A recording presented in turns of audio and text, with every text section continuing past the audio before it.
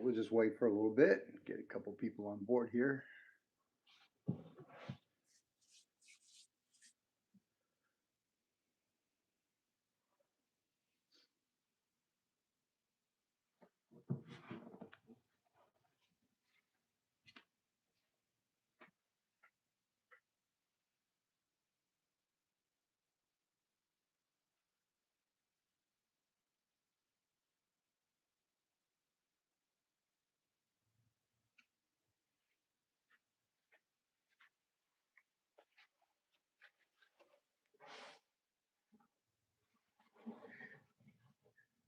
TCG, how are you? Hey, thank you for joining. Ethan, welcome to the live stream tonight, folks.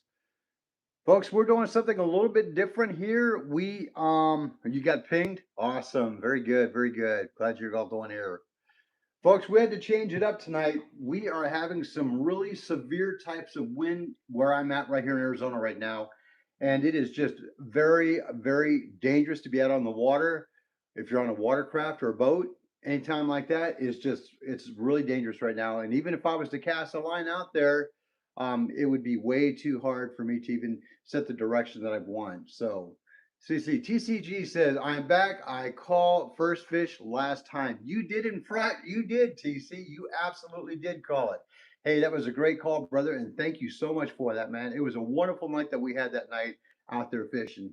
I'll tell you, folks, in all honesty, the last 3 or 4 nights that I've been out doing the lives out there on the water, it has been phenomenal, phenomenal. And I want to do some recap on those nights that we were out there, get a little bit deeper discussion on one of the fishes that I actually caught, which was uh,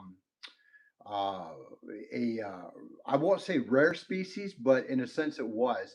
It's one of those ones that you don't see too much of out here in that area. And yeah, it was just a great evening of fishing for the last 3 labs that I've gotten onto. So hey, you know what? Thank you each and every one of you guys for joining tonight. I do apologize for it being different, but like I said tonight, it is going to be a live chat basically because of the fact is that our winds out here in Arizona tonight are gusting about 40 miles an hour, and again, it's just playing havoc everywhere. I mean, everywhere where I'm at. I was driving home from work earlier this evening, and there was nobody on the water. There was nobody out there casting lines because the wind is just dictating the entire day. And it sounds like we may be having this wind most of the night tonight. But you know what? It's not going to stop me from, coming here with you fine folks here on YouTube and to share with you some of the stories that we were going to recap the last 3 nights or so that we did and talk about some of that stuff and introduce. I'm really excited to actually introduce to you a new rod that was given to me, a rod and reel set. It's more of a historic piece versus an actual rod and reel to use. There's a lot of history to it, and I did a little bit of research on it. But when I found out what it was, I was super excited to go and talk about it. Go to a indoor fishing place. Yeah, I don't think we have any of those out here, TCG. But hey, that would be great if we could. So no, but unfortunately, we don't have them in the area where we live at. So again, folks, it's only going to be better when you're out there. So again, with that being said, folks, thank you so much.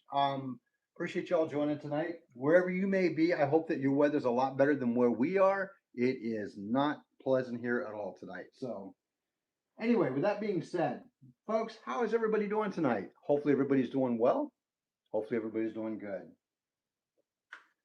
I just want to do, first of all, give a huge shout out to all of you who have actually been had got new memberships on board with the channel. Appreciate that. Appreciate you guys' support on that, and thank you for joining my Arizona Outdoors 64 YouTube channel membership. I appreciate that with all my heart. I really do. My channel could not be successful without you fine folks being here and being members of the channel. So again, thank you guys so much. I know that there are a lot of people out there actually probably doing their thing tonight, but again, appreciate you guys joining me here. For those of you that are new, hey, welcome. Thanks for joining. My name is Tim, and I'm with Arizona Outdoors here in the beautiful state of Arizona. Of course, as of right now, it's really windy. Still beautiful, but just windy as all get up. So appreciate that. So let's see here. Let's see. So let's do a recap, if we may, folks, just to kind of talk about that first night that we went alive out there when we were catching those striper fish out there on the actual Colorado River. Now, the rumor has it. Hey, Alex, how are you? Thanks for joining. Appreciate you being here. Glad you could join the live tonight. See, I can't get one. I'm broke. I can't get one there, my friend. What were you talking about, TCG? So anyway, let's talk about that first night when we caught that what I like to call the archaic dinosaur fish. That was known as in the state of Arizona. It is known as the razorback chub. Okay, it is just one of those rare types of fish that you catch them. It's an amazing, phenomenal feat when you catch them. But the reality is that once you get it, you have to let that fish go immediately. It is federally protected. Federally protected. So again, let's see here, Ethan. Hey, how are you? See, Ethan says, last time I went fishing, I caught a rainbow trout. Hey, very good. Glad to hear that, buddy. Glad to hear that. You got no baby seen the Molons? Hey, buddy, I did that when I was younger, so not a problem with that. I totally respect that. Yes. Hey, Alex, thank you, brother. Thanks for joining tonight. So again, like I said, that razorback chub that I caught that night was basically an endangered species here in the state of Arizona. As I stated, I believe in my last live, they are trying to reintroduce them back into the ecosystem with fish, but a lot of them that have been working with that have been having trouble with them, and they've not been surviving, unfortunately. So I see here, Mike, how are you? Mike Lockhart in the house. It says, I will be doing some crappie fishing tomorrow afternoon. Hey, awesome. And you know what, Mike? Crappie fishing is really good eating. So catch a lot and have a few for me if you don't mind. All right.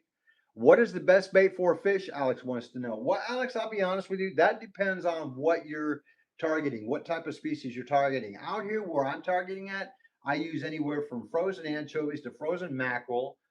You can actually doctor them up as far as like your other baits, such as hot dogs. You can use spam. Believe it or not, spam does work.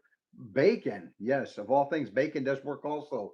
And also, you can use shrimp, frozen shrimp. The fish out here that I fish for the majority of the time, they are seen like striped, they're predatorial type. But when you're going for like your catfish or even your carp, they tend to like that. The more smellier, the better. You can definitely doctor up your bait though by using strawberry or cherry jello. Let that marinate in your bait mixture for 24 hours. They like that flavor. They like the garlic flavor. They like anything that's different, but yet if as long as it can get the senses going, they love that. Let's see here. Pizza Lord says, what's the fish look like? You know what? It again, it all depends on what you're targeting. Trout are certain. You have your rainbow trout, you have your speckled trout. Let's see. I think there's a few other ones that you have. I can't remember off the top of my head, believe it or not. But anyway, there are various sizes and types of fish. Top dog in the house. How are you? Hey, you're really okay. Well, I appreciate that. Thank you. Anyway, so hey, Pink Statue, how are you? Glad to have you back here. Hopefully, you're feeling well. Hopefully, all is well with you. Alex says, I'm in the Philippines, by the way. Oh, well, thank you joining all the way from the Philippines, Alex. I appreciate that. Thank you for tuning into my live. Really, really appreciate you being here. TC says he's going fishing tomorrow. Awesome. Hey, Pink Statue, I'm glad you're feeling better. Glad to hear that. So, like I said, with that being said, it all depends on what type of bait that you want to do. I've had a mixture of various types. I've used hot dogs. I've used, God, Vienna sausages can work. Spam can work.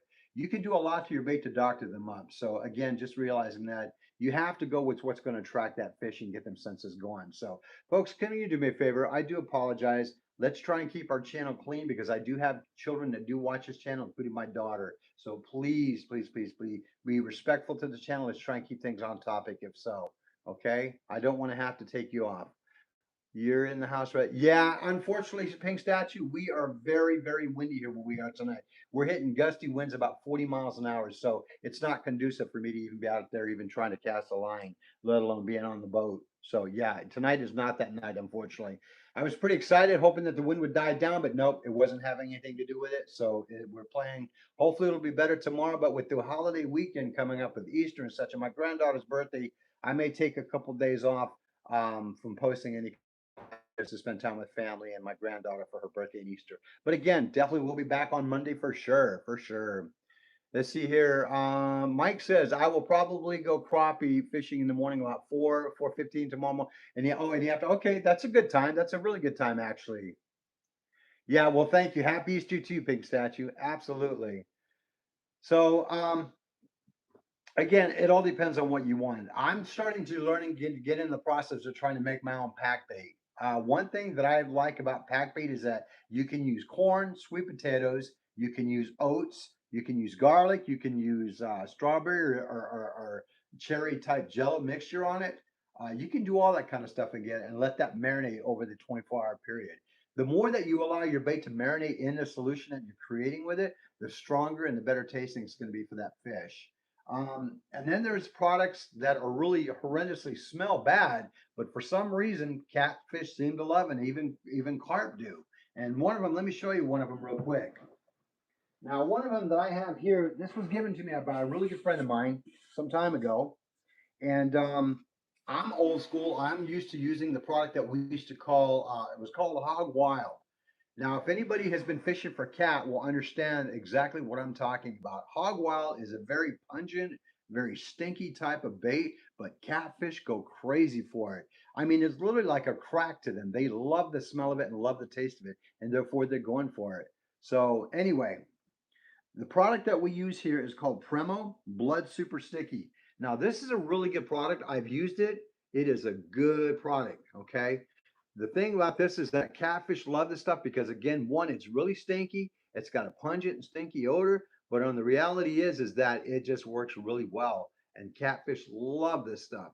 I mean, if I actually took the lid off one time and just remembered or I tried to take a smell of it. Yeah, it about made me gag, but it is actually catfish and even carp will love this stuff. So again, folks, the stinkier the better. If you're going for your cat or your carp, this is the type of product that you would like to go. This one's called Prema, but there's another one that you can actually purchase. It's called Hog Wild Catfish Bait. Let me see if I remember your name. Yes, that is correct. Um, Unfortunately, Pink Statue, I want to say Christy, but I could be wrong. I do apologize if it's not. But again, yeah, you want to definitely try this one or something comparable to this. You can use chicken livers, chicken hearts, gizzards. You can use, yeah, just about all that kind of stuff is what you want to use for it. Let's see here. Mike says, I could be crappie fishing and working at the same time. Well, that's pretty good, man. Hey, if you have the ability, oh, Pam, okay. Thank you, Pam. Appreciate you reminding me. If you have the ability of doing that one, Mike, then I say to definitely go on and do that for sure. Do that for sure. So again, folks, remember that this is a good product if you're trying to catch those cat or carp. Now, I'll tell you one thing that did work for me with carp fishing was not only anchovies per se. I did catch that one carp that I caught the last live that you saw. In fact, yeah, the last live and the three carp that I've caught. The first carp that I caught was originally off frozen shrimp with barbecue sauce. That carp was a 12-pound beauty. That thing was gorgeous and it took it. It fought like nobody's business. Hey, David, how are you? Good evening, sir. Hope you and your family are having a safe and blessed night. We are indeed, David, and likewise to you and your family, my friend. We are actually dealing with some heavy, heavy winds out here right now. A little cooler temperatures than normal. It almost feels like fall weather versus winter, but it'll probably pass hopefully by tomorrow. So I don't anticipate a busy, windy weekend. Hopefully not anyway, because I would like to, be able to spend time with family and doing family functions during this weekend holiday. But Monday, hopefully it'll be cleared out and we'll be able to get back out there and doing what we do and love to do the best is fishing and hang out with you fine folks here on YouTube. So, oh yeah, so I seem like I'm kind of jumping all over the place now, and I do apologize. But somebody asked me about what would be the best bait to use. That's why I went off on that tangent. So again, whatever your target species of fish that you're looking for, do your due diligence and to do research on what would be best for that type of fish or fishing environment for bait, and go accordingly. Fishing, as I always say, is an evolution. It continues to change continuously, and there is no one way. One thing I've learned, if anything, and that is this: fish do not stay the same forever. They get bored with a certain bait, change it up. They get bored with a certain lure or a jig, change it up. That's just how it works. Fish are very smart for the most part. They're very, very smart, and they can tell the authentic versus not the authentic in a sense. So, but anyway, let's go back to what I was saying earlier about that Razorback. Now, I did a little bit of research on it in regards to the Razorback chub. I had found out that the Arizona record for that one, and I may have mentioned it before, but the Arizona record for that one was just over 10 pounds on that one. And it was back in 1978 when that was caught here in the state of Arizona. Alex says, it was nice meeting you. I got to go by. I'll watch you next time. That's no problem. Take care, Alex. Have a wonderful evening. So again, being back, and I'll tell you, the night that I caught that fish, I potentially thought that I may have had some kind of a record with it, but you never know. But in my retrospect on it, I would say it probably weighed about 6 to 8 pounds. Now that night taught me a valuable lesson. I do apologize. I'm having some coffee. I feel the need to kind of wake up a little bit. Take care, Alex.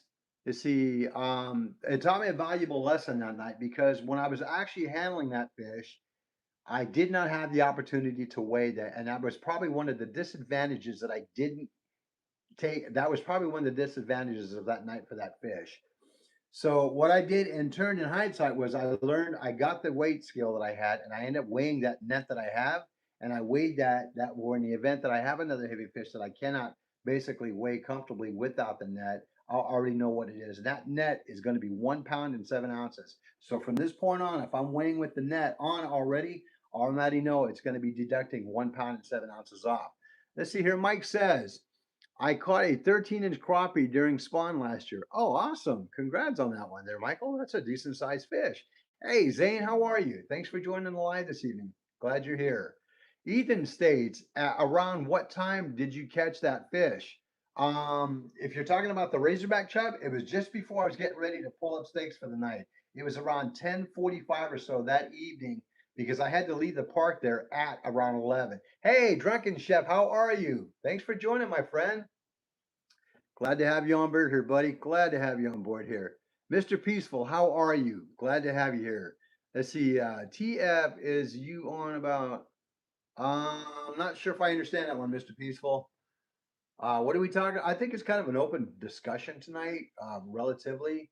But I wanted to go back and talk over some of the lives that we had gone over. Hey, Drew, how are you, buddy? Glad to have you here, sir. How was your fishing, by the way, Drew? Did you catch anything? I'm always excited to hear what you catch, especially out there where you're at. Oh, okay, Mr. Peaceful. Well, buddy, do me a favor. Let's try and keep it clean because my grandkids do watch the channel. But we're just having open forum about discussing about fish and all that. So appreciate that if you could. Thank you, Drunken. Let's try and keep it clean. All right, guys, please do. I appreciate that. I don't want to have anybody taken off because of that. Yeah, I know, but my grandkids still watch it, so I do appreciate that if you could. Please do. All right. Um, See, Drew says, good, bro. The son and I caught a Kauai last night. Smoked. Oh, no kidding. Wow. Okay, so Drew, you are definitely getting some fish going out there. Awesome. And you're catching them and you're actually you're smoking them out. Very good. Nice. Well, Michael says here, I could be crappie fishing by 5 p.m. All right, that sounds a pretty good time. If they're still biting at that time, why not? I know that certain species of fish may have a certain time that they like to bite. Not always the case, and I don't want to set that in stone because it could change. David says, "Sure, brother. Hope you and your family are having a blessed night. We are, and same to you there, David. Same to you." Let's see. Drunken Chef says, I can't believe it's already a weekend already again. And it's like I had a short week or something.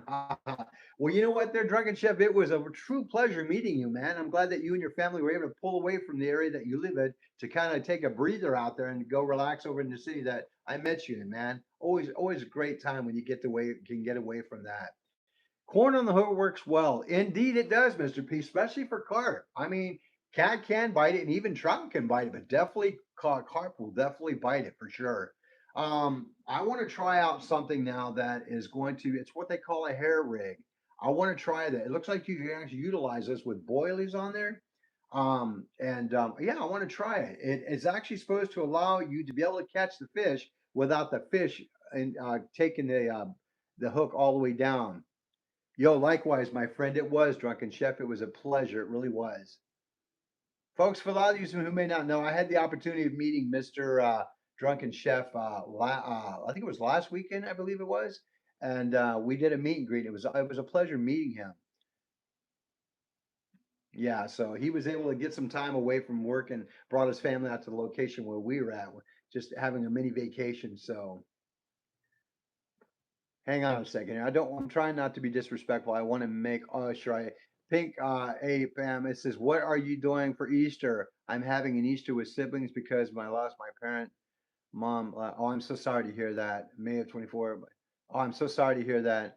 We're just going to keep it really low key here where I'm at. We're going to just spend time with family and my grandkids. My granddaughter's birthday's come up during that time too. So it's Easter Sunday has snakes coming out. Mouse. All right. No fishing this evening, I see. No, Mike, unfortunately, my friend, the winds out here are just pummeling the area here. We're hitting like 40-mile-an-hour winds tonight, buddy. There's no way I'm even getting out there. There's no way I'm getting out there. So I was hoping and praying. I mean, even if it would have been down to 20 miles an hour, I would have done it. But 40 miles an hour, 20, 35, 40 miles an hour, yeah, it's just a nightmare. It's not even worth it. It is not worth it. So so I figured we would do kind of like a at-home live tonight, just talk about stuff that's related to fishing and content. Let's see here, Chair, brother Mike, that was a beautiful fish you caught today, bro. Yeah, hey, you know what, Drew? Or Mike, let's see, brother Mike, I didn't see that one, man. I need to go out and check that out and see what you got. Wow, yeah, I'm about to get that next week. You guys are gonna get wins next week too? Oh, Jim. Hey, Jim, welcome this evening, my friend. Glad you're on board here. A buddy of mine, Jim, who I fish with quite a bit, just told me that winds are blowing about 29 to 32 miles an hour where he's at. So, yeah, it's definitely a windy night, man. A windy night. So, anyway, Drew, that's yeah. Hey, you know what, man? It sounds like good evening, Jim. How are you, my friend? Glad you could join it. Jim, we're gonna try for next week sometime to try and definitely get out there and do some fishing again. Being a holiday this weekend, we will not be able to make it, but that's okay. You know what? Because family is a priority, and there we go. But we will definitely be out again. I'm gonna go fishing again tonight. Oh, you gonna go again tonight, Drew? Awesome. Drew, do you have the ability of posting your pictures as far as post on YouTube? Yeah. If you could do that, that would be great. That would be so great. Hey, Memory of Fisherman, how are you? Glad to join. Glad you could join this evening, man. Glad to have you on board here. So, but yeah, I mean, it is what it is. So, with that night being said, we went out the next live that I did, which you folks may have been following and watching. That was another good night. That one, gosh, I can't remember what I titled that live, but I know it was a good night because I remember we were catching fish, and you find folks with it with me. So again, a lot of times I may not remember what I'm titling the lives are, but I do know that the last 3 times that we've been out, it's been real successful. It needed to make up for that winter slow period where I wasn't able to catch anything hardly. So I'm great. Just wanting to go fishing next weekend. Absolutely. Absolutely, memory of the fisherman. That's the ultimate goal right there is to be able to get out there and go fishing. I sit and I think about the nice things about going out there and fishing is you get to make the memories that you do of what you've done, who you've went fishing with, the people that you've encountered, and the family members and friends that you've got to share it with. And folks, I'm telling you straight out, it doesn't get any better than that. It really doesn't. Fishing has been a brand new it's kind of a brand new mindset for me. Maybe it's me that thinks that way, but I just think it's amazing how it works out. Let's see. Michael Lockhart says there are a couple of spots that I'm going to check out while I'm out crappie fishing. Absolutely, Michael. That is absolutely a great idea. Um, when you're out fishing, like tonight, my goal was to get out there again tonight, but I was definitely going to be checking out a new spot. Wherever you may be fishing at locally or whatever the case may be, there's all kinds of locations that you can fish at that are new to experience. And I like to look at it this way. The fishing I like to look at is if I try a new spot, it becomes a challenge for me. Will I be able to catch anything? And if I do, what species will it be? I mean, clearly, there's been times I've gone to certain areas where I've caught the routine fish that you know you're going to get, and every so often you get that huge surprise, like, oh wow, that was different. I didn't even know that existed. Now, there are quite a few species in the area of Arizona where I live that I still have not caught yet. Shockingly, and I will say this honestly and admittedly, I have not caught a bluegill yet. Okay, I have not. I have not caught a largemouth bass and I have not caught a white bass or a yellow bass. Okay, I've caught cat, carp, striper for sure, and the razorback chub. Those are the four species that I can actually say I've got on the books that I've caught. Let's see here. What is the old rod there hanging up behind you? On the wall? This rod right here, Drew. This rod, believe it or not, is a from 1971. It is one of the very first types of rods that Shakespeare came out with. I found that rod, believe it or not, at a thrift store in a barrel, and it was too good of an offer to pass up. It was a $10 buy. Well, I guarantee you that rod is a little bit more than $10. I guarantee you it is. And I just fell in love with it. And what even made it nicer for me was that it was a Shakespeare. I believe that one was called it was called the Easy Cast. It's got a complete, it almost looks like a, what's the kind of, oh my gosh, I'm drawing a blank here. There's a certain brand that uses the enclosed type ones that they do only. It's a oh, I'm gonna feel like an idiot when I can't remember it. I have it up here. I just can't get it out. It'll come to me, but I guarantee you, there's one specific brand of fishing company that makes those styles alone.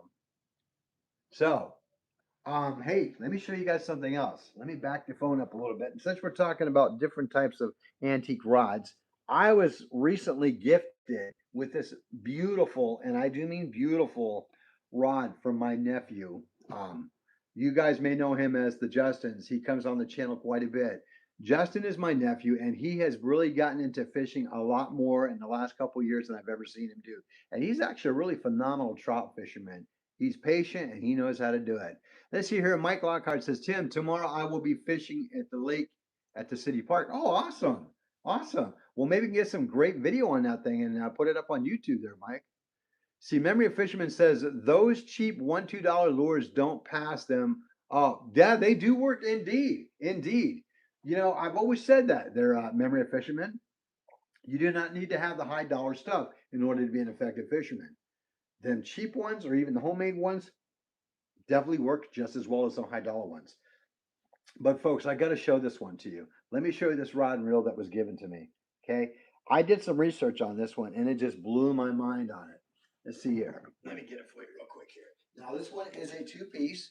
It is a two-piece rod and reel set. Okay. It reminds me of an old style bait caster. Okay. Let's see if I can get it out here. This one is called, bear with me here, folks. It's called the Mercury. The Mercury, okay? Now, interesting thing about this, here's see if I can get up here so don't, here, I got to figure out a way to do this that you don't bang.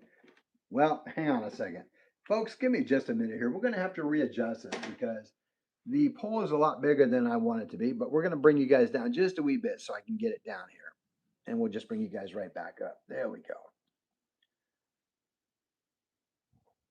You're a fishing rod hoarder? Yeah, I understand that, Drew. I have quite a few of them, and I never have enough. But I'll tell you, my passion right now has been getting into old antique style rods and reels. Okay, so check this out, folks. If you can see it, I hope you can. You know what? Let me disassemble this one real quick. It is a two piece. Thank goodness for that. All right, yeah, we'll just be very gentle with it. There we go. It's roughly about a 7.5 foot pole. But check this out. Okay, this is solid metal, and it reminds me, and it's got missing parts on it, no doubt. Okay, it's got missing parts, and it's it's a company called Mercury. I don't know, it's not American made. That much I do know. Okay, but if you look at it, it almost looks like a bait caster. When you really get into it, it almost looks like a bait caster. But the thing that really surprises me is was there a component that was up here at one time that would go back and forth, allowing your line to lay back and forth like it's supposed to? Not sure. But if you look at the sides of the reel itself, they're engraved with pictures of fishermen for freshwater fishing. It is amazing. It is amazing. It is amazing how that works. The craftsmanship and all that is what it is. Let's see here. Tim, the video might not be on fishing. It might be for my friends that are going to the. Oh, that's fine. Don't worry about it. If you got to go to prom, Mike, that's fine. I understand it. Don't worry about it if I'm understanding you correctly. But again, check it out though. I mean, even the detail on the side of this reel. It is engraved and it shows fishermen out there freshwater fishing. Freshwater fishing. Okay. It's got a cork style handle with foam on it. It's, like a chrome copper color. The design on the rod itself is amazing. Now, this thing is pretty old. I'm not going to lie to you folks. This thing is pretty old. Yeah. Oh my gosh. It's amazing. Tony, this is amazing, amazing pole. Okay. Hey, Tony, how are you? Yeah, Tony, thank you so much. Thank you so much. I appreciate that, man. Thanks for taking care of the channel. So, folks, what I found out about this company here, what I found out about them, that they initially started making these types of poles, or maybe a little bit variance and difference in them, but these poles started making them in the 1930s. It was around 1938 to be exact. Now, this may be a newer version of it, and I'm sure it may have been to some degree, but these things initially first came out in the 1930s from a German company. So, with that being said, I was pretty excited to get that. And it's definitely going to be another wall hanger for me, indeed. Yes, that engraver was very skilled because if you really look at it on the sides of the actual reel itself, it shows you out there with fishermen using poles doing freshwater fishing. It was amazing. And like I said, when I saw it, my eyes lit up like a kid on Christmas morning. I was like, whoa, hey, this thing is beautiful. So I want to give a huge shout out to my nephew, Justin, for gifting me that. He told me that he had been hanging on to it for a while because when he saw it, he knew I would love it. He knew I would love it. See here, Tony says, I'm good. I'm good. That does look like a nice rod and a reel setup. Oh, it is a nice rod and reel setup, but I would imagine it was back in the day, it was probably pristine. But again, the fact that it was dated back in the initial style like that, maybe not that one or so, but that initial, exactly, Barbara. Thank you, sweetheart. My wife just says, thanks, Justin. Your Uncle Tim loves it. Uncle Tim does love that, Justin. You are absolutely right. And I've got a special spot for that when we get our studio set up, when we do get that studio set up. So yeah, I've got a place for all my special pulls that I have that I want to keep for antiques and stuff. I love antique pulls. I love antique reels. I love antique lures. I love all that stuff. Tony Gilbert, my oldest rod is from the 1940s. It's a steel and it's heavy with all. Yeah, exactly. Now, Tony, those one piece rods are amazing. Those things are nice and they don't have to separate at any point, so you don't have to worry about them falling apart. Mike Lockhart says, Tim, it might be a few weeks before I get to do video. That's all right. That's all right, Mike. Just be dedicated and be persistent, okay, buddy? Don't give it up, my man. Let's see here. Hey, Justin, there you are, buddy. Yeah, yeah, buddy. I was just showing it up, man. I appreciate that. My nephew just said, I'm glad it went to a good home. Yeah, my nephew knows how much I love fishing gear, so he knows I'm going to take good care of it for sure. But yeah, when I saw it, it pretty much excited me. But again, the newer version of that type of pole came out in the 1950s, and they were still using them at that point. Now, I did do a little research on it that you can find some of those parts on YouTube that may not be in pristine conditions. It all depends on what you're getting and the various prices on them. I've seen them for as cheap as probably 30 bucks, but I've seen them almost as high as a couple of $100. So again, it all depends on the type of condition that that equipment is in. Let's see here. The Peter the Pig. Hey, how are you? I use a bamboo rod Arthur Morgan gave me before it broke. Oh, no kidding. Wow. So, Peter, tell me something. How do you think those bamboo rods fare? Are they pretty good? Let's see. Jim says, I have a 1962 Zebco in the original box. That's right, Jim. You do. Hey, folks, my friend Jim just told me he has a 1962 Zebco in the box in pristine condition. And Jim, thank you for sharing that because that was the name of the rod, the real company I was trying to remember with the one that does the enclosed on the one up here on my wall. Zebco makes an enclosed system like that. That's what it was. I should remember that because one of my favorite country artists is Justin Moore, and he's always talking about a Zebco rod. I should have known that. You have a spin cast. Nice, nice. So my friend Jim's got a 1962 Zebco spin cast rod and reel set in original box. Nice, nice. Hey, Joe Wolf, how are you? Nice to have you on board here, sir. Thanks for joining the channel tonight. We are kind of changing up because the winds are pretty fierce out where we live, and I can't even get a pole out in the water, which kind of stinks. The good old spin cast drill. Yeah, I am a huge fan of them. I love spin cast. Um, I really want to learn how to do a bait caster though. I really really want to. I'm just looking for the right one to be able because I fish left-handed. I do everything left-handed except bow shoot. Isn't that kind of weird how that works? But I do everything left-handed but bow shoot. So, but again, love it, love it, love it. Man, I'll tell you folks, if you get an opportunity to find any kind of fishing gear or equipment that is been from way back in the day, grab it. Hey, Zyro, how are you, buddy? What's going down, my man? Glad to have you on here, man. Good to see you. Good to see you. I saw you on Ferg's live cat broadcast earlier. Hey, Josie, how are you? Thanks for checking in. We are doing good. We are dealing with the crazy amount of winds tonight. We're pushing 30 to 40 mile an hour winds tonight where I'm at. I don't have an opportunity to even put a pole in the water tonight, which kind of bums me out. But you know what? Get to hang out with you fine folks on YouTube. So it just got better, you know. I'm going to be spending a lot of time with my family this weekend. The wife is here at home. She's watching the channel also. We're getting ready to have a wonderful, blessed weekend with my grandbabies and my family. Easter coming up. So, yeah, it's going to be fun. See here, Zyro says, yes, sir. I've seen your brother. Sorry I didn't. No, don't worry about it, my man. Don't worry about it. I know you're there, man. I appreciate your support. I really do, Zyro. Appreciate you so much. Folks, I just want to give a huge shout out to each and every one of you guys, man. I appreciate your dedication to my channel and helping me grow. I could not do this without you. I really couldn't. It's only because of you fine folks that this channel is succeeding in being successful in the way that it is. Much appreciated.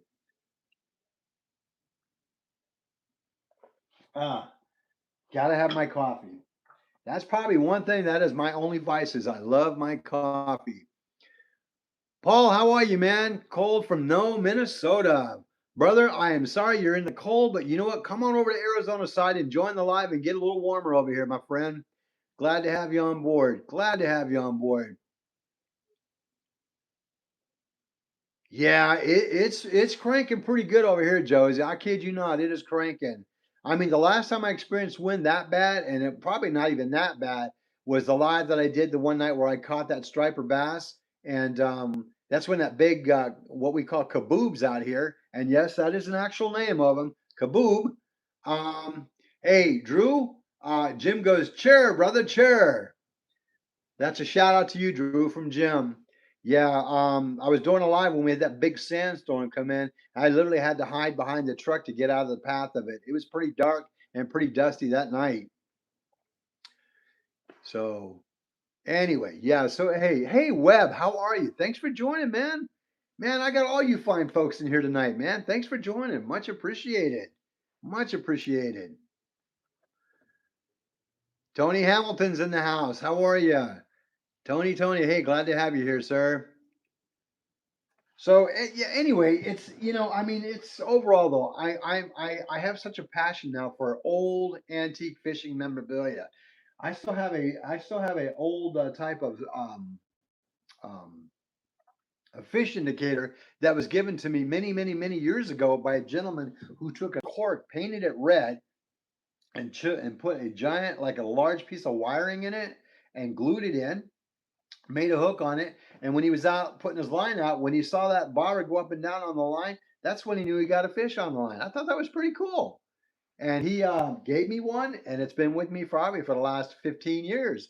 I just have a real hard time letting stuff go. I really do. I have a hard time letting stuff go, especially when it comes to fishing gear.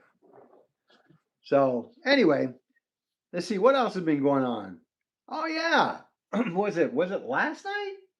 No, I think I took last night off. Yeah, I think I had to. Folks, I had to rest last night. I was tired, beat dog tired last night. Yeah, isn't it, Josie? That's pretty awesome, man. It's pretty awesome. I think I actually, yeah, because the night that I did that live when I caught that decent sized carp, I didn't get into bed till like midnight.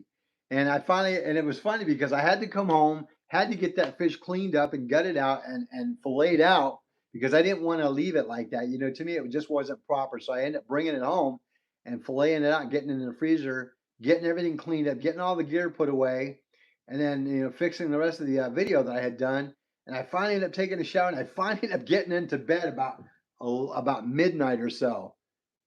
Oh, hey, Drew, that carp was a healthy sized carp. It wasn't my biggest one, but it was probably about a pound and a half smaller than the original one that I caught. But yeah, it was a big one. No, you know what, Drew? I'll be honest with you. I have never eaten carp, and I'm kind of apprehensive about it for right now. I may take a time to try it out though, because I've heard mixed stories about it. I'm never one from walking away from a challenge per se, and I will definitely try carp. I will, and I guarantee it. But it's like, you make carp dinner? Yeah, Zyro, I'm actually talking about trying it out. I would probably want to get a smaller one though, in the event that I don't, harvest a bigger animal that I don't need to. A smaller one would probably be respectful. Yeah, yeah, that's a good point too, Zyro. It depends on what water it came out of. The Colorado River here, I think for the most part, is really clean. I mean, it's constant flowing and it's cold constantly. I mean, even in the dead of summer, we're looking at about 62 to 65 degrees in the Colorado River. So I would trust it. Some people may say no, but the reality is I also look at it this way. When you cook it, whatever impurities are going to be on it, you're going to burn them off anyway. So yeah, I don't really have an issue with that. But I mean, I am curious though. I am curious to try it though. Smaller would have less heavier metals. Yeah. I think you might be right on that one. Exactly, Zyro. You might be right on that one. See, Tony Hamilton says I cut a lot of different fish, and I know carpet is real. I've heard that also too. I've heard that carp is very bony, Tony. That is absolutely true. Hey, Real Monster. There you go. Hey, welcome, by the way, Real Monster. Thanks for joining. Real Monster says smoke it. That's not a bad idea. That's not a bad idea. Do you enjoy bass fishing? Ethan asked me. Absolutely, I do. The state that I used to live in, I used to bass fish a little bit more than I do out here. Didn't have a boat or anything back there. I used to do a lot of bank fishing, like you see me doing now, but that's about to change. Yeah. See, you see, carp would be yuck to eat. Sure, Drew. I've heard people say that, but then I've also heard people say that carp can tend to get a bad rap. It's almost like catfish in a sense. I'm sure it's got a different taste to it, but some people say that catfish get a bad rap because of the way that they're bottom feeders. But I'll be honest with you, I actually love the taste of catfish. If it's cooked properly and seasoned properly, to me, it doesn't get any better than that. Zyro says, I will eat Jack Quaville, considered a trash fish, but I won't eat one bigger than 14 inches. And yeah, and you know what? That makes a lot of sense. It really does, Zyro. It makes a lot of sense. So I think if I'm going to try my very first time having carp, I want to keep it small. Keep it small and maybe just try one half of the fillet and use the other half probably for maybe for cut bait. You know what I'm saying? Because out here in Arizona, we can legally use carp as cut bait. It is not illegal to do that. So I can try one side of it and just to taste it and check it out and season it up and all that good stuff and see how it tastes and use the other side for carp bait. You never know. Sarah says, and I cut out, ask the bloodline great white for meat. No kidding. Okay, cool. Now, last night was the very first time, not last night, but the night before was the very first time that I had ever actually attempted to bleed out a fish.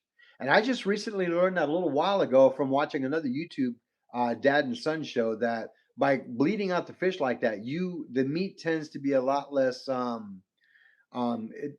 meat seems to taste better, as they say. So keeping them on ice and bleeding them out while they're in they're in the live bait tank, the live well, or in the river itself, and then putting them immediately on ice. That seems to do a lot of benefits for having the fish taste a lot better because of that. Hi, sweetie. How are you? Hi, my granddaughter's here. Hi, sweetheart. Do you want to say hi to everybody? Hi, folks. This is my beautiful granddaughter, Cora. She watches my show all the time. And your birthday's when? This Monday. It's Monday, and you're going to be how old? 11. Oh, folks, come here, come here, come here. This is going to be my future fisher girl right here. This is my granddaughter, Cora. She's going to be 11 years old. She's going to be a great fisherwoman when she gets old. You going to do a lot of fishing with Papa this year? Yeah. Yeah? You're going to get your own pole, aren't you? I think so. Yeah, you know you are. Hey, between me and you, she's getting her own pole. Anyway, love you, sweetheart. Thanks for joining. Folks, that little girl's got my heart, man. She really does. I love her and my take care, sweetheart. Her and my grandson, I love them both to death, man. They both have my heart. That's gonna be my little fisher girl. Now my grandson loves to fish, but Oh, your son's birthday's on Monday too, Jim? Oh boy. Well, your son's birthday is the same day as my granddaughter's. That's awesome. That is awesome. Oh, hey guys, thank you so much, man. I'll let her know everybody says happy birthday. Thank you guys so much. Let's see, Nick, I'm sorry, Neto, hey, how are you? My birthday's in October, coming in July 2nd. Well, hey, happy early birthday. Jim's son, he's gonna be 40 on Monday? Absolutely. Wow, man. Man, these people are young, man, and making me feel old here.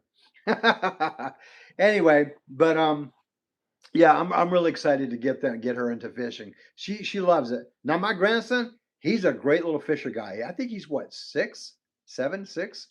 Well, you think I'd remember that, but I have a hard time remembering a lot of things. That's why a lot of times I'll ask, oh, how old are you?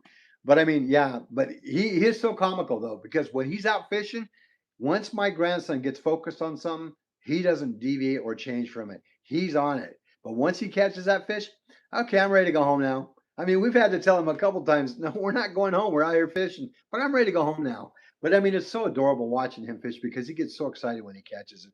I remember the very first time that my grandson caught his very first trout. It was like, oh, about 2.5 pound trout.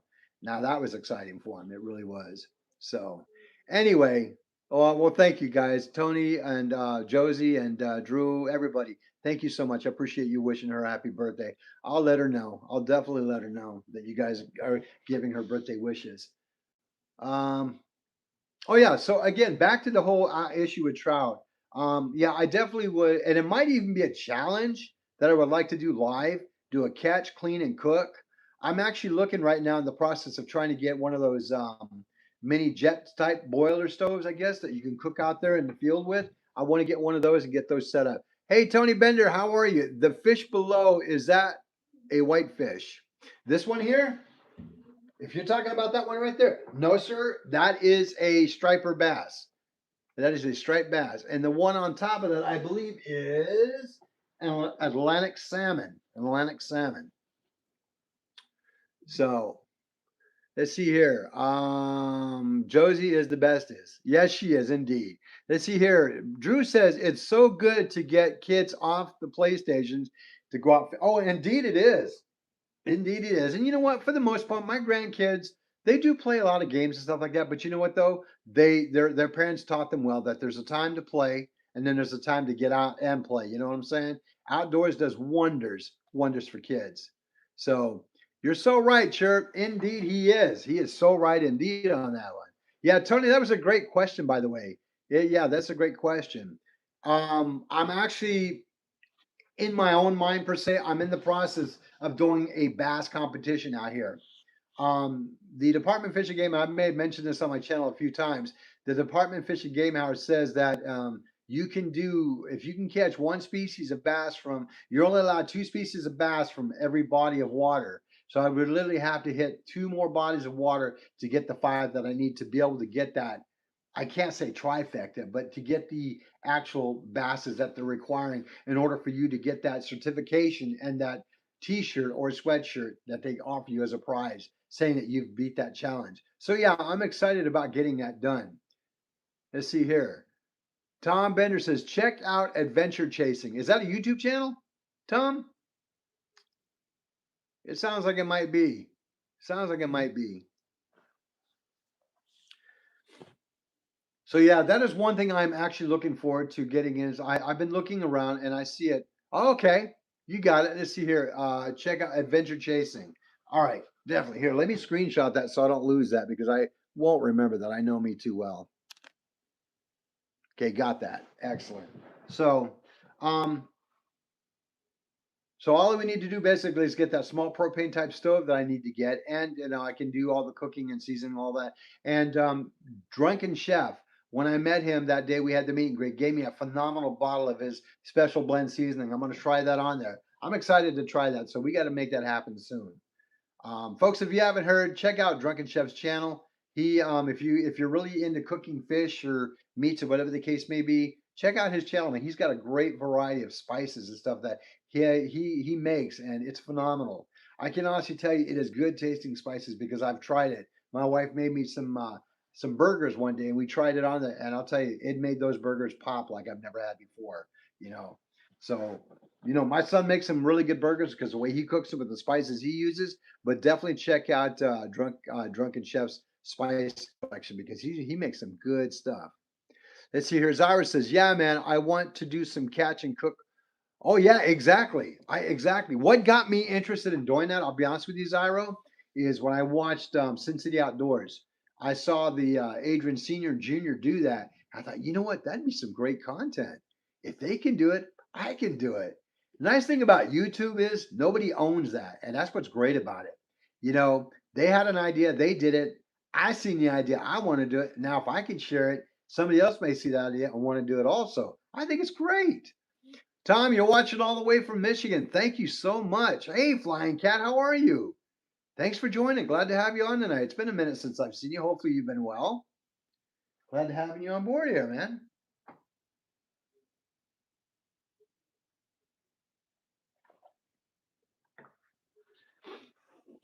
So, yeah, that's one thing that we are wanting to do for sure. For sure. I got a new attachment to the fishing repertoire now. I may have shared this. I don't remember. And if I did, I do apologize, but I tend to repeat myself, it seems like sometimes. But I had the privilege of getting a new to me, not new, but new to me float tube. Float tube. And I'm excited to try that out actually on the water now too. I got it on Marketplace. My wife is actually the one who found it. And as soon as she found it, she said, "You need to buy it." I thought, well, she goes, "You need to buy it." I go, so we went down to about 2 cities over from where we live. And yeah, great deal for 85 bucks. Came with flippers, came with its own pump. It's really heavy duty and it's a decent sized seating cushion area that I can do some fishing, such as bass fishing, even small striper fishing. It is definitely going to be for lightweight to medium sized fishing for sure. Let's see here. I don't want to miss any of the posts here. Give me just a second here, folks. Let's see. Josie says, so many ideas at YouTube. It's definitely taught me a thing or two. Oh, absolutely. Absolutely. Let's see here. Tom says, Kyle on Adventure Chases goes all over Michigan, Alaska, and Canada. Wow. So he does some traveling. Very nice. Very nice. Zyro says, I can't wait to get spear fishing again. Oh, so you get to spearfish, React, Zyro? Awesome. Hey, Fat Cat, how are you? Fat Cat in the house. Thanks for joining, buddy. Glad to have you on here, my friend. Now, we can spearfish out here in Arizona. There's just certain specific species that are illegal to spear. You cannot spearfish any bass fish. You definitely cannot spearfish the razorback chub. That is a major no-no. Major no-no out here. So, but yeah, you can spearfish. Another thing I would like to get into is bow fishing. Bow fishing. That would be awesome. Let's see. Zyro says, yes, sir. I need to get an action camera. You know what? Good point. So, Zyro, you don't have one yet, right? Oh, Josie, I bet it can be. My son actually is really good at spearfishing. He really is. So, Zyro, you don't have an action camera right yet, right? Because if you don't, I can make a recommendation. I mean, GoPros are good, but I can make a recommendation if you want. So, Zyro, check this out, buddy. See, while there is no spearing in freshwater, not even supposed to have experiment equipment. Well, oh, no kidding. Okay. So you can't do it where you're at then. Okay. No problem. So, Zyro, check this out. Okay. Can you see this one all right? Okay. This action camera is a third of the cost of the GoPro. A third of the cost of the GoPro. Okay. This is a Romy. I believe it's called Romy. I mean, they advertise them all the time on social media. Okay. It is a 4K camera. It has Wi-Fi capability. Wi-Fi capability with a 4K picture. Okay. It's amazing. Okay. Half the cost. Literally half the cost. There you go, Romy. That's it. You got it.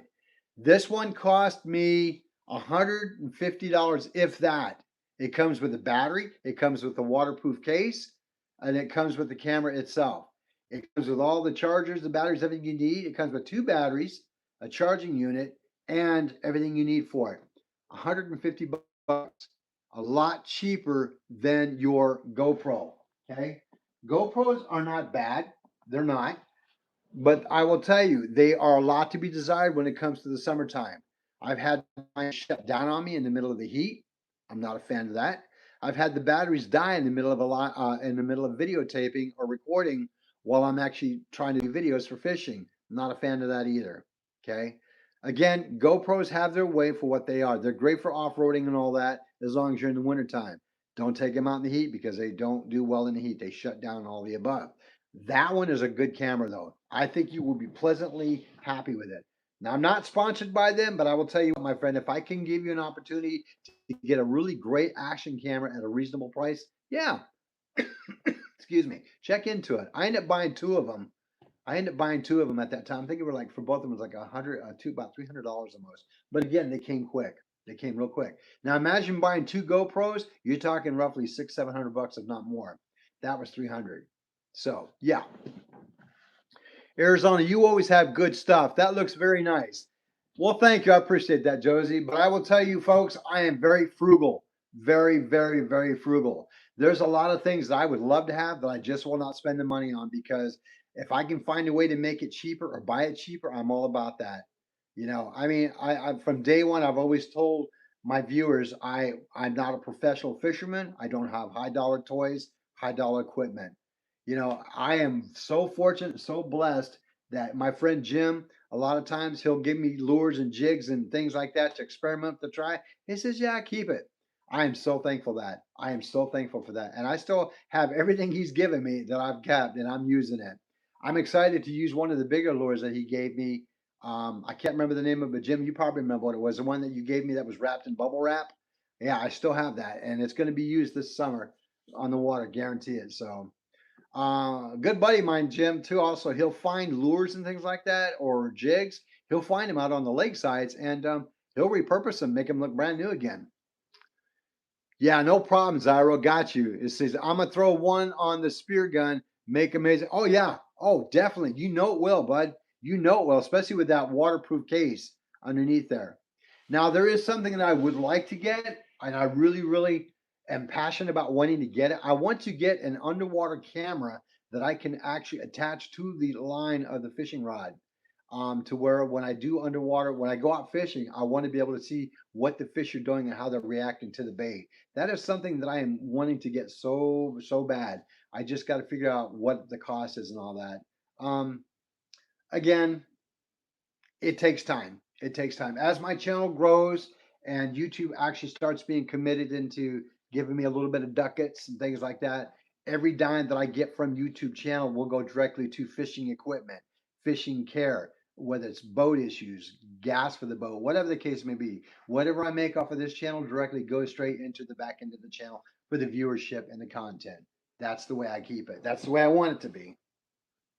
Let's see here. Zyro says, yeah, that would be too cool. Oh, wouldn't it? I've actually seen it done like that. I've actually seen people who do that with those underwater cameras, man. It's amazing how they look and the footage that they can capture. The footage they can capture is incredible. Incredible. Falcon, how are you, buddy? Hey, thanks for joining, man. Glad to have you on board here. Hope you've been well. We are doing an in-house tonight because we're having some major winds out here where I'm living at right now. And it's not a pleasant night to be out. If it was 20 miles an hour, I could probably tolerate it, but we're pushing almost 30. So it ain't happening, unfortunately. Unfortunately, it ain't happening. Whew. I love my hat, but I think I might need to take it off. Getting a little warm in here. Newest addition to the hat collection. Got me a catfish on that one. I've got a bass on another one. So, yeah, that's a new addiction I have now, too. Hats with fishes on them. Folks, I got to ask you a question. Now, has anybody figured out a way to combat the smell of fish when you're done fishing? Let's see here. Zyro says, I can look under bridges and stuff with that. Yes, you can. Absolutely, you can. I think that's going to be a valuable tool and a valuable resource for you on your channel or whatever you want to produce as far as video, especially in 4D. That's going to be great.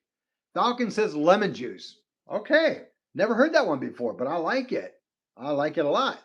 Now, my wife tells me there's a product called Anise. It smells like licorice, but I think that could be used for bait too.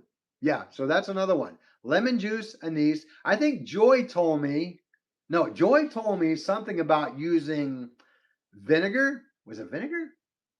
Baking soda? It was baking soda and was it vinegar? I can't remember. But she says you could turn it into a paste and it draws the redness out of your hands when you're using Jello. Ethan says, "Do you have a favorite fishing YouTuber?" Uh, you know what? That is a very good question, Ethan. And if I may stay silent on that because they're all good. Do I have one that I watch maybe more than the others? Possibly, but I watch a lot of them. I do watch a lot of them. So for me to sit there and say one is my favorite, I will not discredit anybody who does put content on because I think each and every one brings a great, great content to their channel. Um, yeah, out of respect, I'll plead the fifth on that one. So, but hey, that's a great question. Thank you. Falcon says baking soda might work. Indeed, baking soda. But I know that Joy was telling me something else too that you could use that would actually draw out the color discoloration from the hand. I can't remember what it was now. I want to say she said vinegar, but I could be wrong because I know when you mix baking soda and vinegar, it gives you a reaction. Oh, maybe it was peroxide in baking soda. Gosh, I don't remember now. Anyway, so the reason why I asked that question is this. I was at the Bass Pro Shop many months ago. Many months ago. I plead the fifth. Yeah. Yeah. Because you know what, though, Josie? I won't do that. I'll tell you why. Because each and every one of you content creators has a great, great channel. And for me to sit there and say one is better than the other, I won't do that because you all bring something to the table and you all work very hard. And I won't discredit your guys' channel for that. Stillwall? Oh, boy. Hey, I want to keep my fingerprints there, buddy. I want to keep my fingerprints on my hands. Okay, Zyro says still wall. Oh, nice morels, mushrooms. That's right, Josie. Great morels, by the way. They were awesome. You got lucky on that one, buddy. Or girl, you got lucky on that one, Josie. Indeed. So the only reason why I asked that question about, trying to remove the odor from the hands, well, I came across this at the Bass Pro Shop some time ago. Has anybody seen these? These are called odor bars. Hey, Isaac, how are you? Isaac, I believe I may, Isaac. I don't want to say 100% sure, but I believe I do. Um, Good. I'm glad to hear that. Has anybody seen these? These are supposed to be odor bars. They come in a 2-pack at the Bass Pro Shop. I would imagine they're a soap product, but I've always wondered though, is that just a silver coating on them or are they silver through and through? I'm curious. I've yet to break it open and try it, even though I come home smelling like fish a lot of times. Don't. Zaro, we need to put it on a rope. We need to put it on a rope, my friend. Yeah, I'm curious to try this though, because I've never done it. I have never done it. I'm curious to see how does it work. I'm really curious about that. So is it silver through and through? I'm probably going to go, no, probably not. It's probably just silver coated. And as you get down farther and farther, it goes away. But I tell you, that'd be pretty freaking awesome if it was silver through and through. That'd be freaking amazing, amazing. Let's see here. Josie says, no, let me know how they do. I'm interested in them. All right, Josie, I'll do that. Next time I go out fishing and I won't intentionally get more smell on than normal, but you know that always happens. That's just what we do. I'll let you know how it works. Let's see here. Isaac says, yeah, I want to know if they are worth buying. Yeah, you know what? I don't remember paying a whole lot of money for them. I think it was maybe $5. But yeah, I think it might be a good product to check out. Okay, you know what, folks? We'll make this my very first product review that I do. Does that sound fair? We'll make this item here my very first product review to use for soap, for fishing. Yeah. Hey, you know what? That might be another way of starting more content on the channel. Product review. Love it. Yeah, they weren't very expensive at all. They were not. I mean, I was actually kind of impressed at the price. I think that's why I picked them up. Plus the fact that they say it's supposed to be able to get rid of the smell of fish. Because I will tell you, my wife, who will tell you, every time I come home, she says, "You stink." She really does. And I don't take it personally because I know I do. But between me and you, I kind of like the smell of it. Let's see here. Zyro says, if I'm not fishing, I'm watching people fishing, and I'm not watching people fishing, I'm watching people talk about. There you go, Zyro. I'm the same exact way. My wife has told me that she feels that I'm very obsessed with fishing. She'll even ask me, "Do you love fishing more than me?" Well, no, honey. I love you a lot, but I love fishing too. Thank goodness my wife is understanding about that because I don't know, man. I don't know. I don't know if every wife or every girlfriend would be as understanding about us wanting to go fishing, or even husbands who may not fish, that their girlfriends or wives may not, that they like to fish. I feel that I'm very fortunate. Exactly, Josie. You know what I'm talking about, don't you? No, you are right, Zyro. It is not the worst addiction, but I'll tell you what, it's my favorite addiction. Isaac says, Arizona, I have watched you a lot, and in my opinion, I think I would recommend you for advice about fishing. Well, hey, Isaac, I appreciate that. I really do. I will tell you, my friend, I don't know everything, and I will not claim to know everything. I am still learning I even learn from you fine folks here on YouTube. But what I do learn 90% of the time is from people that I watch on YouTube and people that I fish with and talk with. My friend Jim, who and I mean, me and Jim, we're pretty close. We're pretty tight. We fish quite a bit together. And Jim has been really instrumental in helping me learn a lot about techniques and styles of fishing and about lines and about types of lines, knots, hooks. I mean, Jim is phenomenal. I mean, and for him to take his time to share with me, I'm indebted. I'm so appreciative of him being that way with me. That he's willing to take me under his wing to teach me. And that way, when I learn, I get to show you on the channel. So again, I do have to give a lot of credit to people who are teaching me and have shown me. So that's why I'm able to share with you. So again, thank you for that compliment, though, Isaac. I appreciate that. You see, Isaac says, I have told some people about you and they said that they enjoy it. Well, thank you. I appreciate that. That means a lot.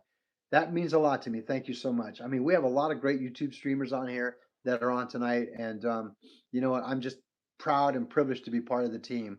We all come together and this is what makes our channel great. Each and every one of us has our own unique way of fishing, our own technique and style, and our own content. And I just think it makes it very entertaining to do that. So again, and then if any one of you are out there thinking about getting into doing streaming and YouTube and all that, I'm going to be very honest with you. Okay, I'm going to be very, very honest with you. When I started my YouTube channel, I kind of went into thinking it was going to be easy, that anybody can do that. And I don't want to sound ignorant saying that, but that's what I really thought it was like because I didn't know a lot about YouTube. I thought, well, anybody can do it. I will tell you though, in the 8 or 9 months that I have been doing it, I have learned so much about YouTube. I have learned so much from people who have done it and gone there and are doing it still. And it's not as easy as it looks. But I'll tell you what, I will tell you what, it is so rewarding. It is so very rewarding when you finally understand how it works. I mean, with YouTube, you're learning all the time on the different things that are changing, and YouTube is constantly changing. Everybody knows that. But on the same token, it's a craft and a niche that if you can find yours, run with it and make it work. Make it your own. Making it personal to you and basically what YouTube is this is you're selling who you are to your supporters. And I know when I watch people, I look at their content and say, well, what makes me gravitate to that channel? What makes me gravitate to what they're selling me? And every time it's about authenticity, it's about doing your best and being honest, even your mistakes. That's what makes a great YouTube content creator, in my opinion. And again, that's just me. Somebody may have a different opinion about it, but that's just me. But I'll tell you what, I learned from each and every one of you. But I do appreciate the compliment. Thank you. It means a lot to me. My wife has been real supportive of it too, so I really have to give her a huge shout out. And all of you fine folks who've supported my channel. You guys are the only reason why I'm being so successful. And in return, I want to support you guys back. So as new content creators, yeah, I want to do my best to help you guys succeed too. Because there's enough for everybody. Hey, Nikki, how are you? Let's see here. Nikki says, I have been holding in a massive dump for like, whoa, oh, Well, okay, I guess that was not a good conversation then. Thank you, Josie, for deleting that. I'm glad you caught that before I did. Apparently, it was not appropriate. Folks, do me a favor. Again, please, I'm asking, be respectful to the channel. Okay? Please be respectful to the channel. My grandkids and their young children out who do watch a channel that want to learn about fishing. Hey, Sonia, how are you? Thanks for joining. Glad to have you here. See, Zyro says here DJI has a $240 action camera. You know what, Zyro? I've not heard anything negative about DJI. I really haven't. I own one of their drones. I love it. I think it's great. I unfortunately don't get to take it up as much because one, when I'm fishing, I'm focusing more on my fishing than I am the drone. But you know what I might do? One of these days when I'm actually bank fishing, if it's not windy, I might see if I can take the drone up and do an aerial shot. Oh, you know what? How do you do that on a live though? You can't.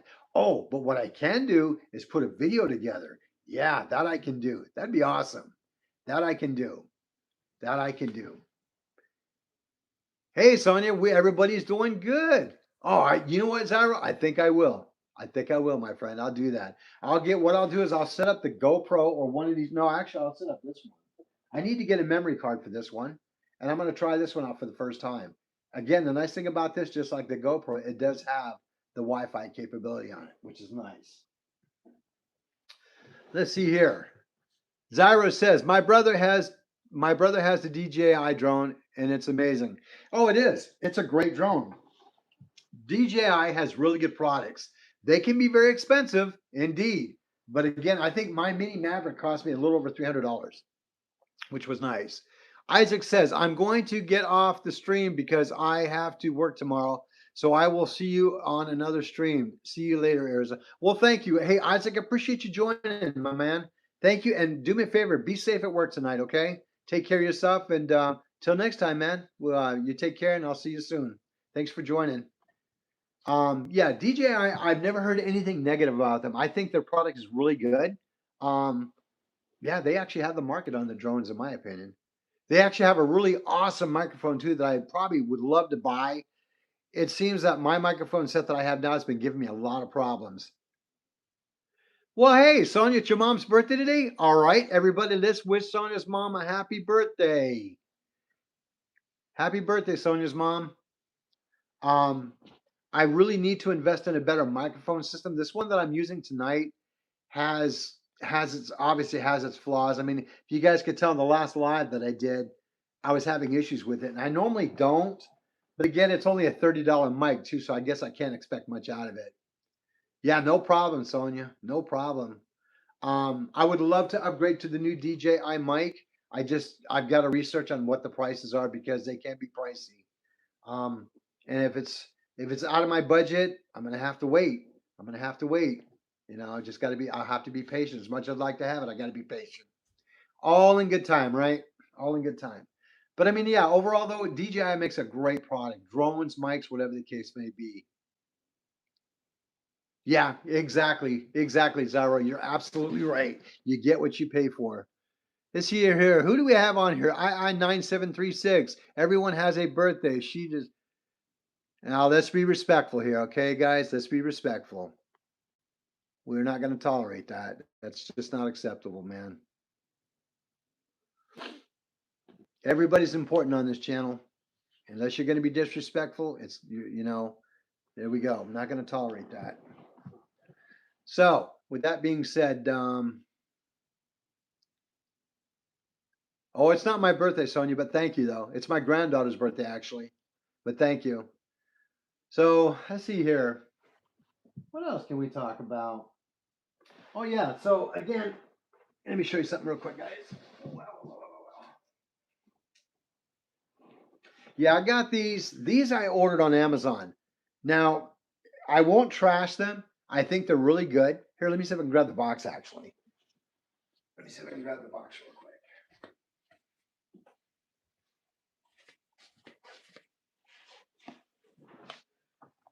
Now, this company here is on Amazon. It's called the Wireless Lavalier. Okay, for the most part, it's not a bad product. It's not a bad product at all. It's a great beginner's mic. It comes with the actual Bluetooth connection, which goes on the base of the phone, and it comes with your lapel mic pins like these. You come with two of those. It comes with a charging cord for multiple plugins and the actual component for the bottom of the cell phone that Bluetooth to it. So again, it's not a bad product. It's just it seems like the last couple of times it's been giving me a lot of grief when I'm doing my lives. Like tonight, you guys, I would imagine can hear me, yeah. Which obviously because you're responding back to me, which is great. No, no, it's okay. Don't worry about it, son. You have no reason to be sorry. You see, Zyro says, yeah, I need to grab some mics. Um, Surprisingly, Zyro, you have a Walmart near where you live. They carry something somewhat compatible to this for about the same price. Now I know Ferg. Ferg has got a really nice mic. He just recently got it. And whenever Ferg gets something, I have to look and say, "Hey, man, what'd you get? What'd you get?" But I mean, Ferg actually got a really nice one that I'm actually wanting to get in and check into. And I think I don't know if his mic is a DJI mic or not, but it's actually really cool. It really is cool. And it comes with one of those big old puffy ball looking things. I guess I don't know. I always thought him as a, and I don't mean no disrespect because don't get me wrong, I love cats, but I always thought that people call them dead cats. I don't know. I don't know if that's true or not. Let's see here. Does it cancel out the wind noise? Actually, believe it or not, Josie, it does. It does a lot better than I thought it would. It does a lot better than I thought it would. Now, I actually have a pair of earphones that are called Shocks, the bone condensing type, which I waited till they went on sale dramatically because I was not going to pay a couple $100 for them. I waited till they went down on sale. I think Sam's Club, where we live, had them on sale for like under $100, and I think they retail for almost 200. I wasn't paying that, not if I don't have to. And I waited and waited and waited. Finally, the price came down. I was excited about it. I bought them. Now, are they the ones with the rich bass and tone? No, but they work. They work. No, unfortunately not tonight, Jeff. We're having some major winds out here where we're living at. We're getting winds about 30 to 40 miles an hour at times. So no fishing tonight, my friend. I was kind of bummed about it, but you know what? We're gonna make it work, right? We're gonna make it work. So again, yeah, I definitely want to check out some things. I want to find out about how you can do it. Yeah, right. Yeah, hey, if you can get, like I said, if you can get things cheaper that work just as well, as the channel grows, it gets bigger and better. Yeah, I might be able to afford a little bit more expensive things, but for right now, I'm making it work. It's all about fishing and hanging out. Obviously, as the channel grows, you're going to want to get better product and better equipment to do better equipment or do better things. But reality right now is I'm content with what we have. It's good. I'm okay with it. Let's see here. Yeah, so the one thing that does not block out the window, Josie, as you were asking about, is the bone condensers. Let me see if I can find them real quick. I mean, they're great. They really do work, but they are not conducive for blocking out wind. Let me see if I can find them.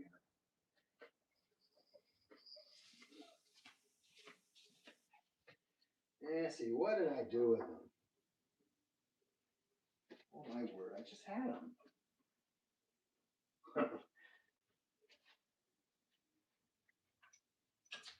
Folks, if I didn't have my head, I think I would lose that. I really don't know what I did with them. Anyway, that might be another topic for a different type of video, right? I must have put them somewhere. But anyway, folks, if you've heard of the Shocks bone condensing units, you know what they are. You know what they are. No, wind is not good. Wind is not good at all. Now, I did get something recently too, again, at a really discount price because I'm frugal. I like being frugal. Jeff asked me, have you ever fished in California? Yes, I have actually, Jeff, quite a bit. I've actually fished in California quite a bit. I've fished in Glen Helen. I've fished in Irvine Lakes. I've fished in Lake Paris. I have fished at Silverwood. I've fished at Gregory. I've fished at Jenks. Yeah, I fished quite a bit. The primary species of fish that I've fished out in that area there is going to be largemouth, smallmouth, bass, catfish, trout, and yeah, I think that's about it where it was at. See, Josie says here the wind was 10 to 20 miles an hour here today, and the winds was blowing me up the river in the boat. So it was blowing you up the river. So the winds were pretty strong even where you were at. Now, if it was blowing you up the river, I was probably going the wrong direction, going way fast. I've been on the water. It was definitely taking me down far if I was on the water, literally. Jeff says tonight is a Grunion run in. Oh, tonight's a Grunion run in California. Really? Okay, I did not know that. Did not know that. Well, thanks for sharing that, Jeff. So, folks, being frugal that I am at some point, now, a couple of things I liked about what I got for this is one, as I got a spotlight. A lot of times when we're out there on the lake at night, which I've been there before with my son at night, where we've been out on the lake area and we sometimes don't have enough lighting to see how far we are from the edge.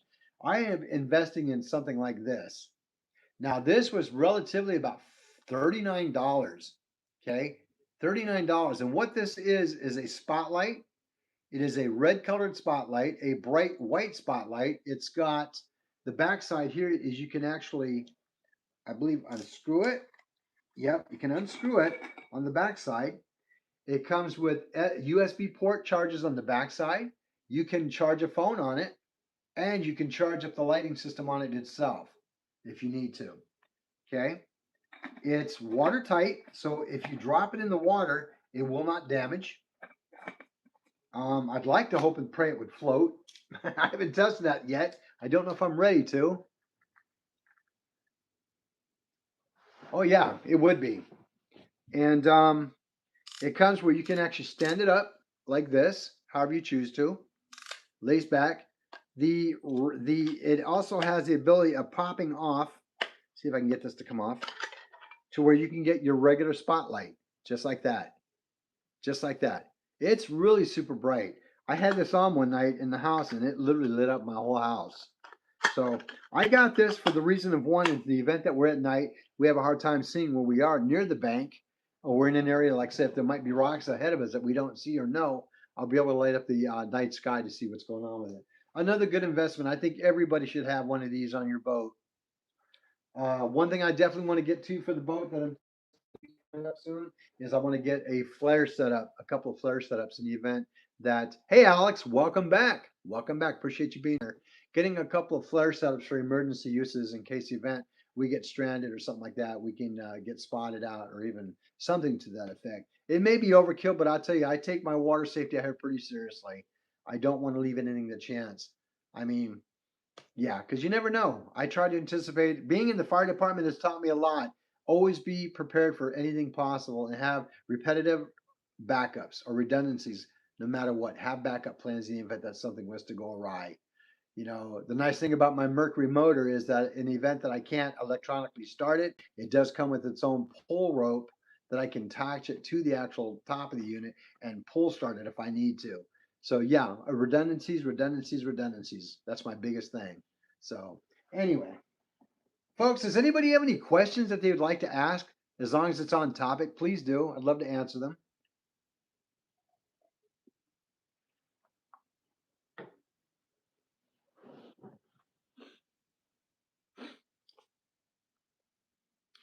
Let's see here. Ethan says, would you recommend starting your a YouTube channel?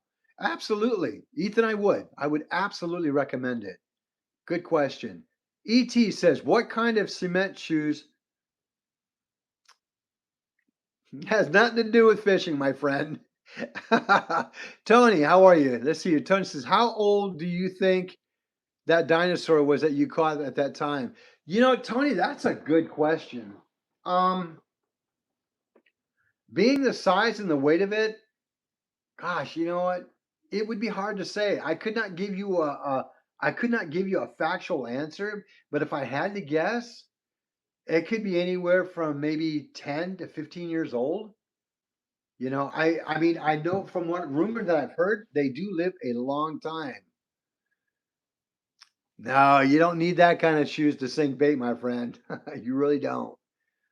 Um, yeah, it's you know what, Tony? I'll tell you what, my friend. Let me do some more research on that, and I'll have an answer for you. I know that they do get old, but I don't know how long they actually do survive as far as once they're able to sustain out where they are. I mean, another thing I'd like to know is is there any predatorial type fish that can maybe match them or beyond? Alex says fishing will go a lot easier if we can get walk on water. Man, that takes all the fun out of it, Alex. I won't disagree with it, but it takes all the fun out of it. That's one of the reasons why I don't own a live scope. I don't want to make it that easy. I'd love to make fishing a challenge. I really would. Yeah, I would love to make it a challenge, man. I'm old school. I'm literally old school. I mean, I think electronics are great, reality wise, I do, but I'm old school, man. I mean, a worm and a bobber, I'm good, you know? It is what it is. The fun part about it is getting out there, getting the experience and catching and doing it. So, any other questions?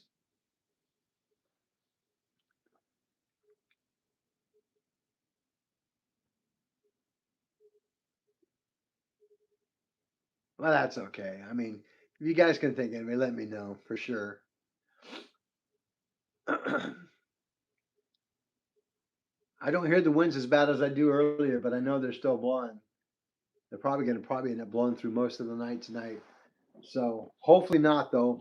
I definitely got some work to do in my backyard tomorrow though, for sure, because I know it tore it up. I went back there earlier this evening, like, oh my God, it looked like a tornado hit my backyard.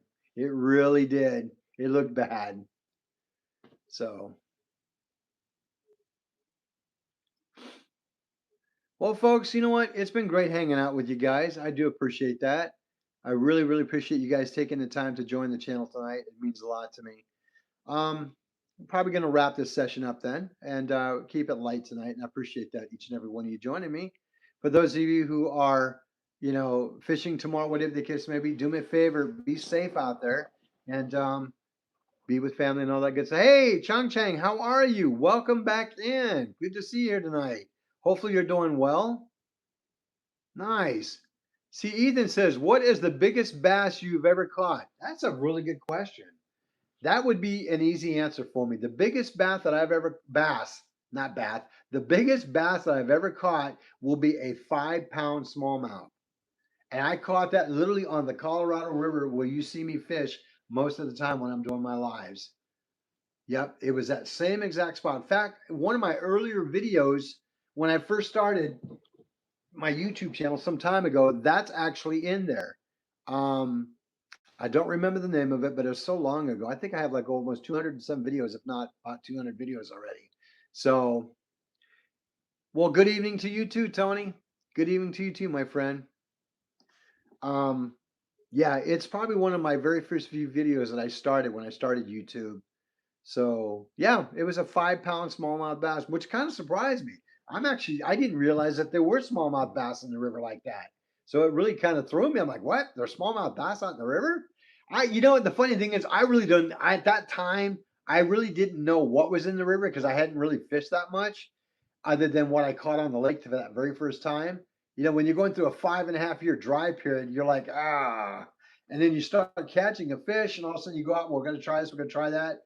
It was like brand new to me again, like I'd never fished before. It was all brand new and exciting. Like, oh, what kind of a species am I going to pull out tonight, or what kind of fish am I going to get today? And I still get that way, even though I know what's in the river now. There's always that moment of challenge where you get excited because you're seeing something different. You just didn't know what you're going to catch. Let's see here. Ethan says, are you going to be fishing tomorrow? Ethan, probably not. I will probably be taking the weekend off to spend time with my family for the Easter holiday and my granddaughter's birthday. But I will be up and at it again on Monday, I believe Monday or Tuesday next week. We will be doing another live for sure. Yeah, I can't stay away from the water that long. I really can't. I've got to get out there and fish. Folks, I'm telling you, it's like an addiction for me. It really is an addiction for me. It's like if I don't get out there and fish at least once or twice a week, I start having fishing withdrawals. I'm like, is that normal? To me, I guess it is because I love it so much. But thank you for asking that one, Ethan. I appreciate that. I really do appreciate that. But again, I still get excited to fish. It's like you never know. I mean, I there's days when I know I'm going to go night fishing and I'm working during the day. I'm like, how much time do I got? I want to go. I want to go fishing. I try to get off early and try to get things ready, get set up. I get all my stuff all charged up the night before and try and get everything. If it wasn't so darn hot out here during the summertime, I'd probably have everything already stuck in the truck, ready to go by the time I got off work. But no, it doesn't work that way here. But I mean, overall, though, yeah, next week for sure, I will be definitely hitting the water again. So, um, and the goal is to have some different content for sure next week, and even next weekend. So, looking forward to that, folks. Hopefully, you all will join me on that adventure. The only time that you'll actually see me do lives at home here at home like I do tonight is if the weather's bad or it's not conducive for me to be able to get out there and fish. But other than that, you know where I'd be. I'd be out there somewhere fishing the waterways one way or the other, right? Let's see here. You ever fly fish? No, Falcon, I haven't actually. Um, I just learned recently that you can fly fish the river. You really can, and I've actually seen people do it. So that is one. You know what, Falcon? Thank you. You gave me another idea. That's why I love talking with you guys. Well, hey, take care. Hey, Lucifer, how are you? I didn't know you were here, my friend. I apologize if I missed you. Hey, thanks for joining. Didn't even know you were here. You've given me another great idea for content. My brother loves to fly fish. Oh, okay, cool, cool. Fishing will be easier. Let's see. Fishing will be easier if the fish fly. You gonna catch them with a net, Alex? um, yeah, that might be a cool video. It might be a cool live to do. Learn first time fly fishing. That might be kind of cool. Let's see here. Tony says there is a lake over here in Oregon, and it's fly fishing only. Got some nice fish out there. Oh, no kidding. So you have a lake out there that actually you can only fly fish on? That's pretty awesome, Tony. Right, Alex? Hello. Yeah, I did not know you guys had a lake out there that was only for fly fishing. That's pretty awesome. Yeah, but yeah, and believe it or not, Walmart does sell a fly fishing kit. It's not expensive. I mean, it's a beginner's kit, I'm sure, but hey, what a better way to learn? You know, what a better way to learn? That'd be great content. I might do that in an upcoming video. Probably have to do it when it's not so windy though. See, Ethan says, I caught around a 1.5 pound fish with a mini Zebco Dock Demon rod and reel. Oh, awesome, Ethan. That's awesome. Very cool. Very cool. See, it doesn't take a lot. And see, Jim says a lot of those in the Northwest. Oh, you mean, so there's a lot of lakes in the Northwest, Jim, that fly fish only on them, huh? Folks, I'm talking to my buddy Jim, for those of you who don't know. He's watching the channel, but he's actually texting me via phone. So so apparently Jim was telling me there's a lot of lakes in that. Oh, okay, got you. So Jim says yes. Yes. Okay. So that's good to know that. So my curiosity is that might be great content. Learning how to fly fish for the first time. It sounds like it would be a very intricate way of fishing, a very finesse of way of fishing. You know what? I was sharing with you guys earlier about this new float tube that I got. I think I found the perfect rod that I can use for it. Now, you all know me. You know I love my Shakespeares, yeah? So check this one out. This one is my Shakespeare Micro Series. Micro Series. It's got real thin line on. I think it maxes out at either 6 or 10 pound leader test line in general. It's got a small spinner bait set up on it. And I know I've showed this to you guys before. I believe this is the same one that I used for trout fishing. I've got a small size hook on that bad boy, as you can tell. I mean, it's a beautiful rod and reel setup. And it's literally about 4.5 feet tall. That is it. And it's super, super light. Super light. You know, now when the fish bite on this, I feel everything. It is super, super sensitive. You know, I think this is what, maybe a quarter ounce, maybe a half ounce. Still not real knowledgeable about a lot of my weight, yet, but I'm getting there. I'm learning them as I go. And it's very, very tiny. It's enough to get you in the water for sure. It was good enough to work for trout for sure. And it's got a decent size eye on it, you know, where the casting on this thing is just amazing. Jim says, need a spacer on that rod. Now, Jim, you're going to have to kind of tell me what that means, my friend. What is a spacer? Folks, like I said, I'm still learning a lot. Not sure what a spacer is. Now, Jim has probably told me once or twice about it, but I don't recall. But I mean, yeah, it's a great rod and reel setup on the spool. So how does that work, Jim? Maybe you'll have to share that with me when I chat with you next time. You can give me more insight on it. If it's going to make fishing a lot better, yeah, I'm all about it for sure. All about it for sure. But folks, I mean, look how beautiful that thing is. It's a gorgeous, gorgeous rod and reel setup for what it is. I think this would be under the spool. So it would go under here and would it lift up your spool more? I'm curious. Let's see. Ethan says, what is the most viewers you've ever had on live? Most viewers. That's a good question. Thank you. That's a very good question. Well, Jim, we'll talk more about that. I want to know more about that because I'm intrigued now.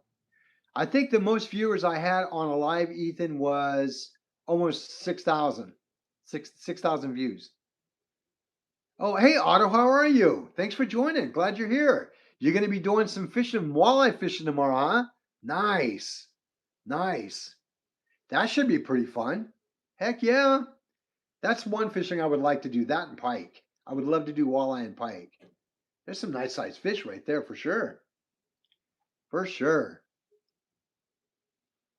Yeah, so yeah, Jim, I want to know more about that next time we chat, buddy.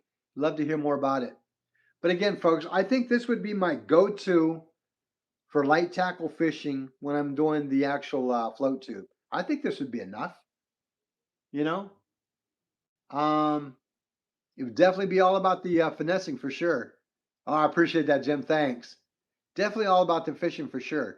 And I've got a small enough net too that I could probably use that I actually have for my kayak, so I could probably bring that too. Oh, thank you, Ethan. It is an amazing rod and reel setup. I paid, I think, what, $29 for it. $29 for this whole rod and reel setup at Walmart. And I think I maxed out either a 6 or 10 pound line on it. It's not very much. It's not very much at all. Very good. And I've taken it trout fishing. It's a very good fishing pole. I've taken it trout fishing. Works well. Works very well. I love it. Like I said, about 90% of what I own, except for maybe 2 poles, they're all are going to be. Oh, it's a great deal. A great deal. Let's see here. The Justin recommend a long net on the two. A long. Oh, you mean an extension net longer than one that I have, Justin? Because you know I've got that small one for trout, and I got that bigger one that I use when I go on the bank. So you think that one I use for the bank fishing would be good? Because that'd be an awful long. Or maybe I could get one that's extendable, like a telescopic net. Maybe that's what I'm thinking, bud. Keep it small until I need it. You know. Plus, I got to figure out ways to put that stuff on there. The one you use on the bank, definitely. Oh, okay. Yeah, I got you. I got you. Well, Justin, I'll get with you on what the size that you use as far as your pole, because I know that would work wonders on that net, on that sit down unit. But I think some of the bigger fishing poles that I would use they might be an overkill for it potentially. See here, Pingman, how are you? Where are we going fishing at? That's a good question. There's a couple locations I might think about. One of them I'd like to do with the new system that I got coming up is going to be called Stop Sign Cove. It's easy to get into. You can actually access it from the bank and just walk out there and sit in your float tube and then flip your way out with your flippers because I've got those. So, and I'm going to carry a mini oar with me too, just in case. We'll see. We'll see how it goes. It's not too far from the dam area, which is I know there's going to be some good fish there. So I might bring that one with me and one other pole potentially, maybe a little bit larger one for the girthier fish if I catch a big one like that. Unfortunately, I don't think I could do a live on that because I would have no way of mounting Starlink, but I can definitely do GoPro videos with it. I'm not sure, Justin. I'd have to look at them. They came with a really nice set though. They came with a real nice set. And the flippers are kind of wider at the feet area to give you more ability to push more water, which I think is pretty nice. Let's see here. Pimping Out says, nice. If you're ever up north, Lake Superior is a good fishing. Oh, I can imagine part of the Great Lakes is definitely good fishing. I can imagine that. See here, Fishing with Ferg says, Tim, does late May sound late May? Yeah, we could do a late May. That'd be fine, Ferg. Indeed. I had to think about what month we were in. Yeah, absolutely, Ferg. We can do a late one in May. So, folks, I'm talking with Mike on Fishing with Ferg. We're talking about our next collaboration. So he says, Tim, does late May sound good to do another collab? Yeah, absolutely. We'll get together more in detail on that, Mike, and we'll figure out what would be a good date to do it. and what type. Do we want the wife? Are we letting the wives pick the actual bait this time? TC says, "Can you go fishing?" No, not tomorrow, TC. Not tomorrow. I'll be spending it with my family this weekend, the Easter holiday and my granddaughter's birthday. So, but next week for sure. Let's see here. Mike says, "We'll keep in touch when it gets closer." Yes, okay, we will. And yes, it's a wife's choice. Awesome. Okay, folks, so we're gonna let you know now on the live. Set your time and date for sometime in May. For it's just kind of a need to know right now. So as we get closer to the date and time, we will definitely be putting out more information about it. Mike and I are going to be going and doing another bait challenge. So far, we've done two. The first one that we did was kind of a bomb for both of us. We did gummy worms, which was a bomb. And then the second one that Mike picked was orange peels and marshmallows. Yeah, Mike blew me out of the water on that one. They were loving his garlic flavored marshmallows. I was eating more of mine than anything. And then the third one that we're going to do in May sometime will be the wife's choice of bait that they're going to pick. So the wives get to pick what we're going to use, and we're going to try and challenge it and see if the fish will bite. So folks, be ready for that upcoming event in May. It's going to be a fun time for sure. We'll give you fine folks a plenty of notice, advance notice to be able to tune in if you're able to, and it's going to be one heck of a time. Hey, 310, how are you? Thanks for joining. No, not tonight, my friend. We are dealing with some heavy winds where I live, so we are doing a in-house live tonight. Appreciate you joining, though. Absolutely good seeing you on here, 310. See, Justin says, "I'm glad the garlic marshmallows worked for you, Ferg. That is my secret weapon." Oh, you knew about that already, Justin? You should have told me that, son. You holding out on your uncle here? Come on now. Oh, that's awesome, though, Justin. So that's your secret weapon. Nice. Your wife says use TNT. Hey, did you hear that, Ferg? Fat Cat's wife says use TNT. Let's see here. Jeff says, "What is the strangest bait you've ever used?" Probably orange peel. I mean, gummy worms even sounds a little more a little more normal. Yeah, we were using orange peel. That's probably the strangest. I wouldn't characterize marshmallows as being strange because trout have been known to eat marshmallows. So, what bait do you recommend for trout? Okay, Ethan, that is a very good question. Now, every trout fisherman will tell you their own version and what works and what don't. Whether they tell you their secrets or not, that I don't know. But I will tell you what was told to me by a really good friend. He said use the cheese colored power bait, garlic flavored, and the purple colored nymph flavored power bait for trout. Those are an amazing combination that trout strike at just about every time. So you can go to a Walmart or wherever and pick up the power bait, and you want to buy the nymph flavor and the cheese garlic flavored power bait. Put those two together, bam, killer, killer, killer every time. If you choose to use salmon eggs, that may not hurt either. Yes, fat cat. I'd try that. Why don't you guys do a challenge using Zodi soap? It works great for carp and cat. You know, Justin, it's funny you said that because I just followed a YouTube channel personality that actually used Zote soap, or Zote as he calls it. Yeah, yeah. Hey, you're absolutely right. Carp do eat that. It's amazing how that works. It's amazing how that works. Let's see here.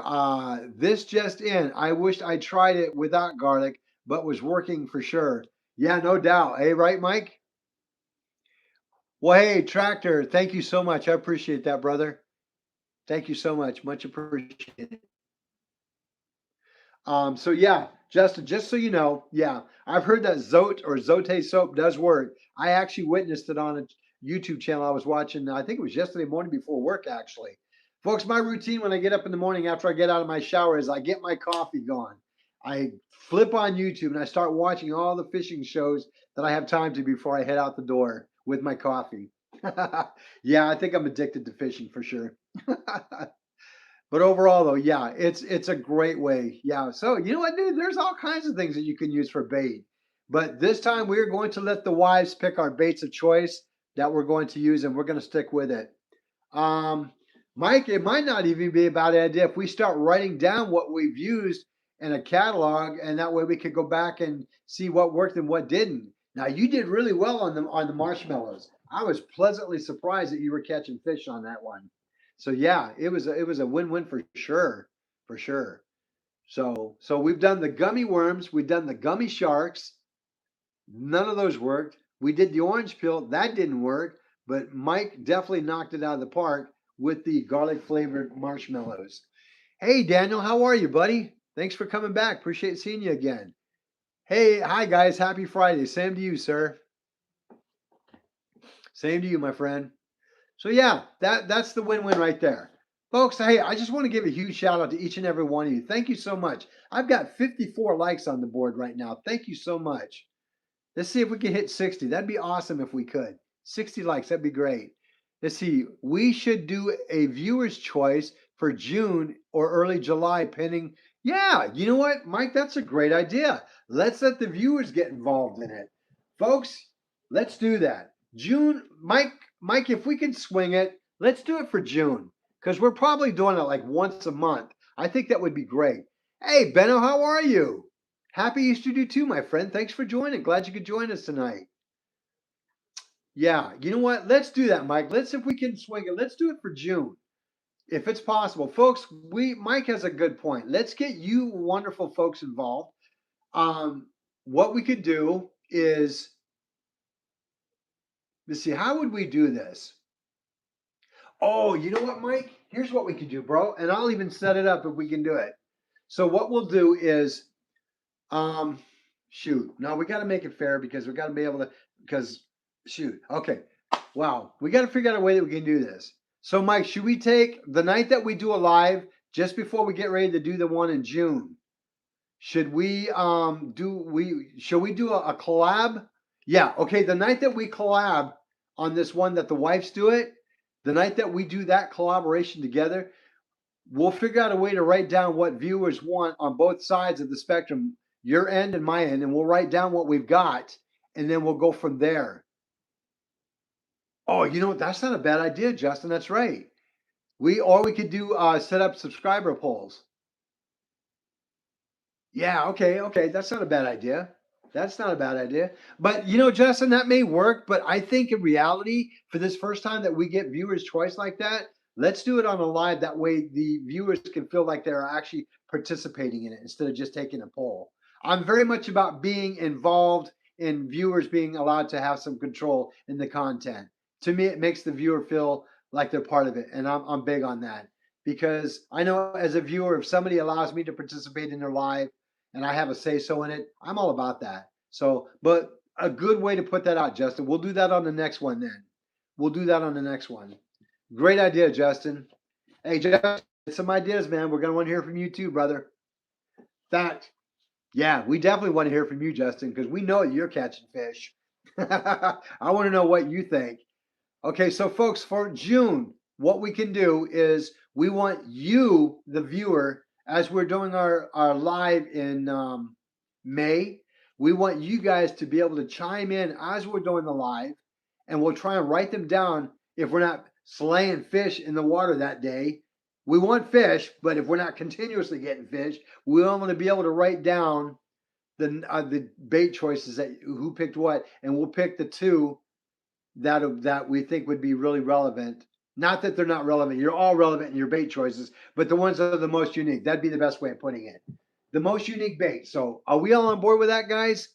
So in May, we'll get everybody on board with a collaboration. You decide what you think would be good, and then we'll put them all together, and then we will pick two at random, and then whoever's we pick, we'll give you guys a huge shout out for it and see if we can catch it. That way, that'll be your claim to fame that you were the one who picked the bait and it worked. And you never know. You guys may start a new trend. You may, hey, it really did work. Maybe I should try it. So we'll do that. We'll be the guinea pigs for you. How about that? There we go. You on board with that, Mike? Sound like a plan? All right, here. Alex says, since I'm in the Philippines, the gas is getting more expensive, and in April 15th, there will be no power. Oh boy, that's not good. Sorry to hear that, Alex.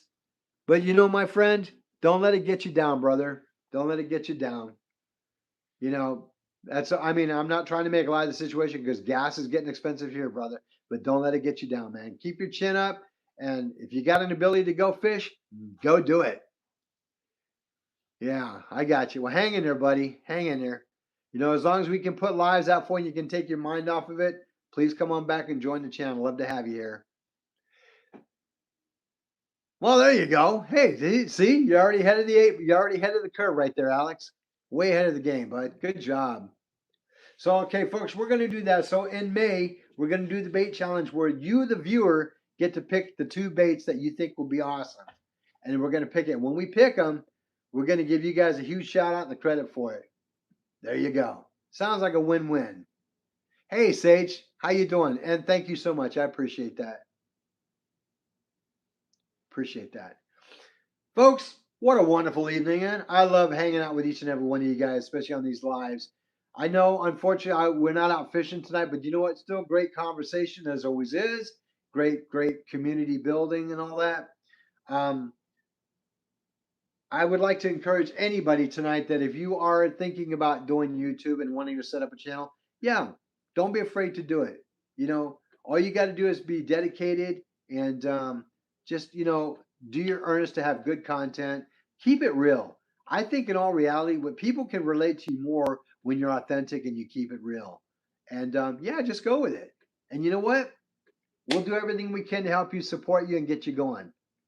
Let's see here. Sage says, love you, bro. Have a great night. Well, thank you. I appreciate that too, my friend. Thank you too. I appreciate that. Let's see here. D. Keon, how are you? Hey, hello there. D. Keon says hello. D. Keon Vidal Galloway. Thank you for joining the channel tonight. Much appreciated. Much appreciated. Much appreciated. All right, so it sounds like we got some plans coming up in the works. I love it. As long as it's clean, we do. Do you want to hear a joke? As long as it's clean. All right, lay it on me. So it looks like we got some good plans coming up in the future for the channel here as far as the bait challenges. I think it's a great idea. Great idea. And Jim, I know you're watching, my friend. So yeah, get some ideas too, buddy, and we'll throw them in the mix. We'll throw it in the mix. Doesn't matter how odd or how weird or bizarre it might be. If you think fish will bite on it, let's make it happen. I'm all about that. I'm all about that.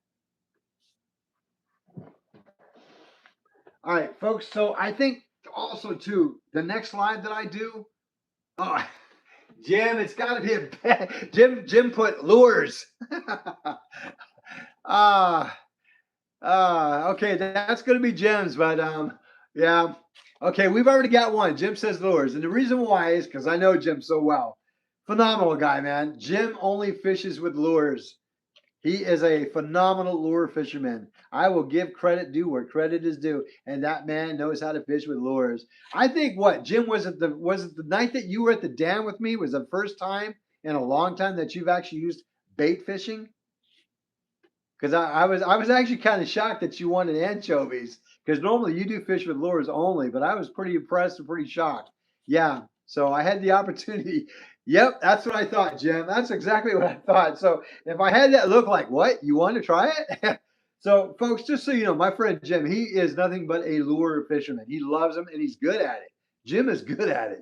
But we were out at the dam not too long ago when I did that live and he wanted to try anchovies.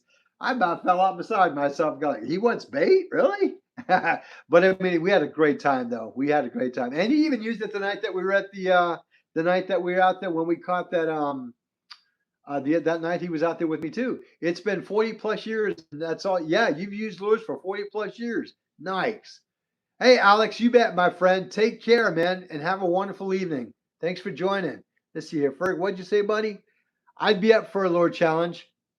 Okay, that might be the one in August then. We might have that one set in August then. Jim, that may happen, brother. We'll probably push that one for August then. Very good. All right, Jim, we got that one down. August, indeed. Okay, I got to go. Alex says he's got to go. Take care, Alex. Thanks for joining. Hey, Alan, how are you, buddy? Thanks for joining tonight. I appreciate that. Glad to have you on board. Cool. Jim says cool. So we're going to push for lures in August. Yeah. Mike says strong work there, Jim.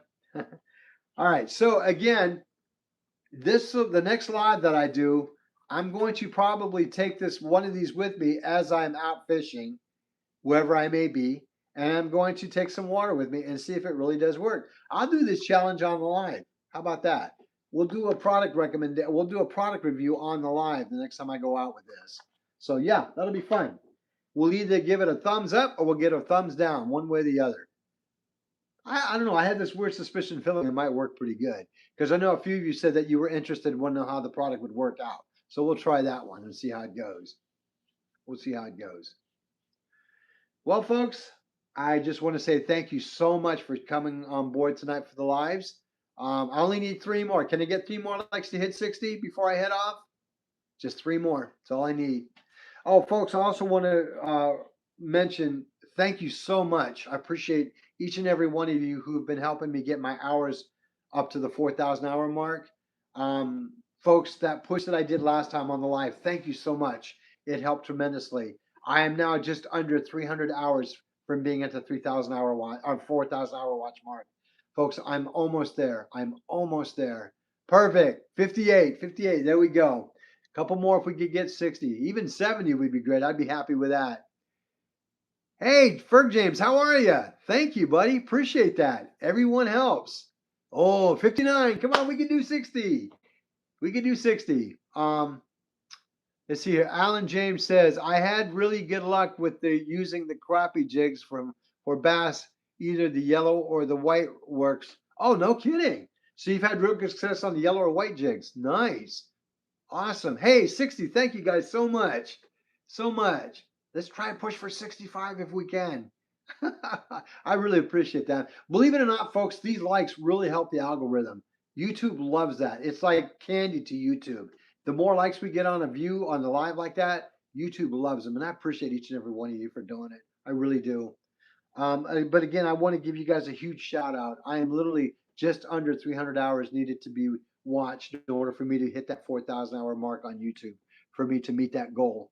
So if you guys could really continue to help push my channel out there by watching the videos, I do have a playlist set up. I know a lot of you cannot watch them all.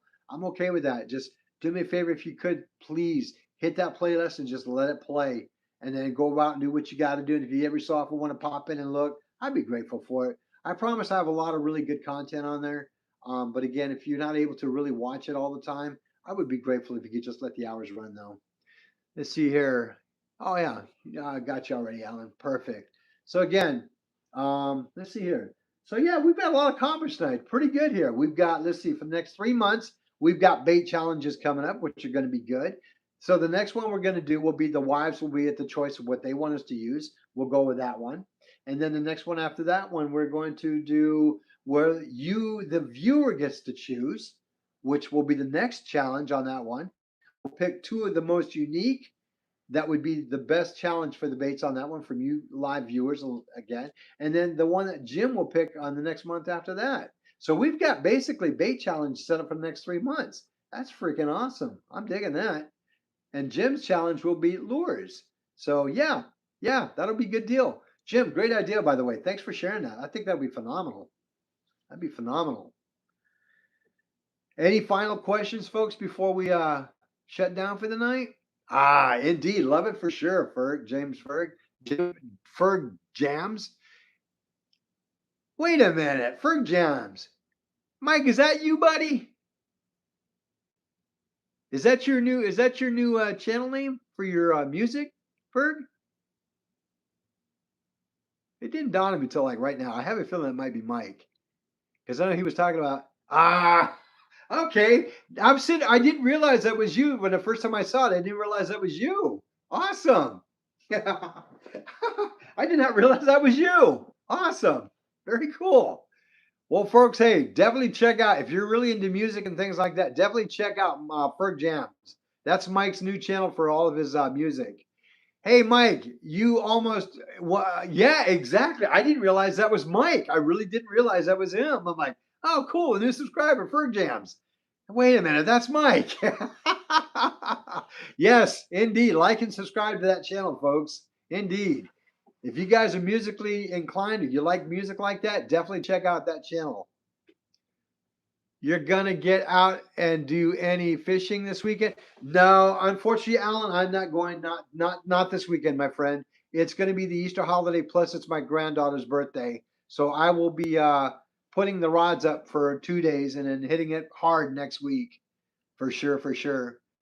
Yeah, I think I can. I think I can do 2 days of no. So anyway, yeah. So yeah, folks, we got a lot of great stuff coming on the pipeline, which I'm pretty excited to have happen and all that. And yep, some big changes are going to be coming soon too. The boat technically is done. This weekend I won't be able to do much with it because we're going to be busy. But I'm going to try and either get it out during the week if possible, which I want to do. If my son wants to go out with me, that'd be great. He can, come out and have a ride with me. My son is really, really wicked smart when it comes to learning about marine motors and things like that. And I like to have him out there because he's a lot more experienced at it than I am. And again, I keep it real, keep it legit. I'm still learning a lot about how it runs and how it works, and I depend a lot on my son on the do's and don'ts on boat motoring and all that because I don't do it that often. So if he's available to pull out away from me, we'll definitely be going live on that. We're going to be getting some fishing on there going too, but I definitely need to get out there because I want to start getting more comfortable with it because it's a great way to bring content in a whole new realm when it comes to Arizona outdoors. I mean, holy cow, man! That's why we got all this stuff together was to be able to get out there and fish. I want you guys to have a different perspective. The things that we can do on the boat will be one is actual fishing like we normally would. Two, trolling. I've got downriggers that I can set up, which is going to be exciting about trying that and trying different lures. I know that's Jim's favorite, so we're going to try that and then we'll go that route and see where it takes us. Well, that's pretty much all I got for tonight, guys. Folks, hey, I want to say thank you so much. First of all, thank you for all the moderators who are on the channel tonight to help keep the channel running smoothly. A huge shout out to you guys. Thank you so much. This channel could not be successful without you guys doing that also. I want to give a huge shout out to each and every one of my members who have joined the Arizona Outdoors memberships. Thank you so much. Folks, it means a lot to me to have you join my channel like that. Appreciate that. I really mean that wholeheartedly. Thank you so much.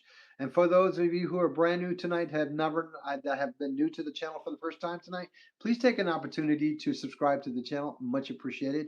Love to have you on board here as part of the Arizona Outdoors family and the YouTube family in general. For those of you who are thinking about creating a YouTube channel, just do it. Jump in, both feet, get her done. You'll do fine. Just be consistent, dedicated, and put out good content. And be honest. Folks, be honest. That's the number one thing I can really stress to you. Be honest, and people will be receptive to that, and they'll watch you because genuality, I think, in all reality, is what people want. We don't have high dollar equipment. This is who we are, and we still catch fish. That's how I look at it. And you'll be good at it. You have my word on that. You'll get them subscribers. Let's see here what else. Oh, again, you find folks who support my channel. A very huge shout out to you guys too. I could not do this channel without you. And I know I say that a lot, but I really want you guys to know how important you are to me. Thank you for subscribing and joining and staying faithful and committed to the channel. It means a lot to me. Let's see what else here. And yeah, folks, looking forward to seeing what you guys decide that you want to do for bait. That's going to be exciting. Mike, I'm looking forward to the new bait challenge, whatever they're going to bring us. And then from then point on. Folks, have a wonderful Easter. Stay safe this weekend with your family and whatever you may be doing or wherever you may be going. Be good to yourselves and be good to each other. And take care of each other, huh? Until next time, folks, have a wonderful evening, and I'll see you outdoors. Good night, everybody.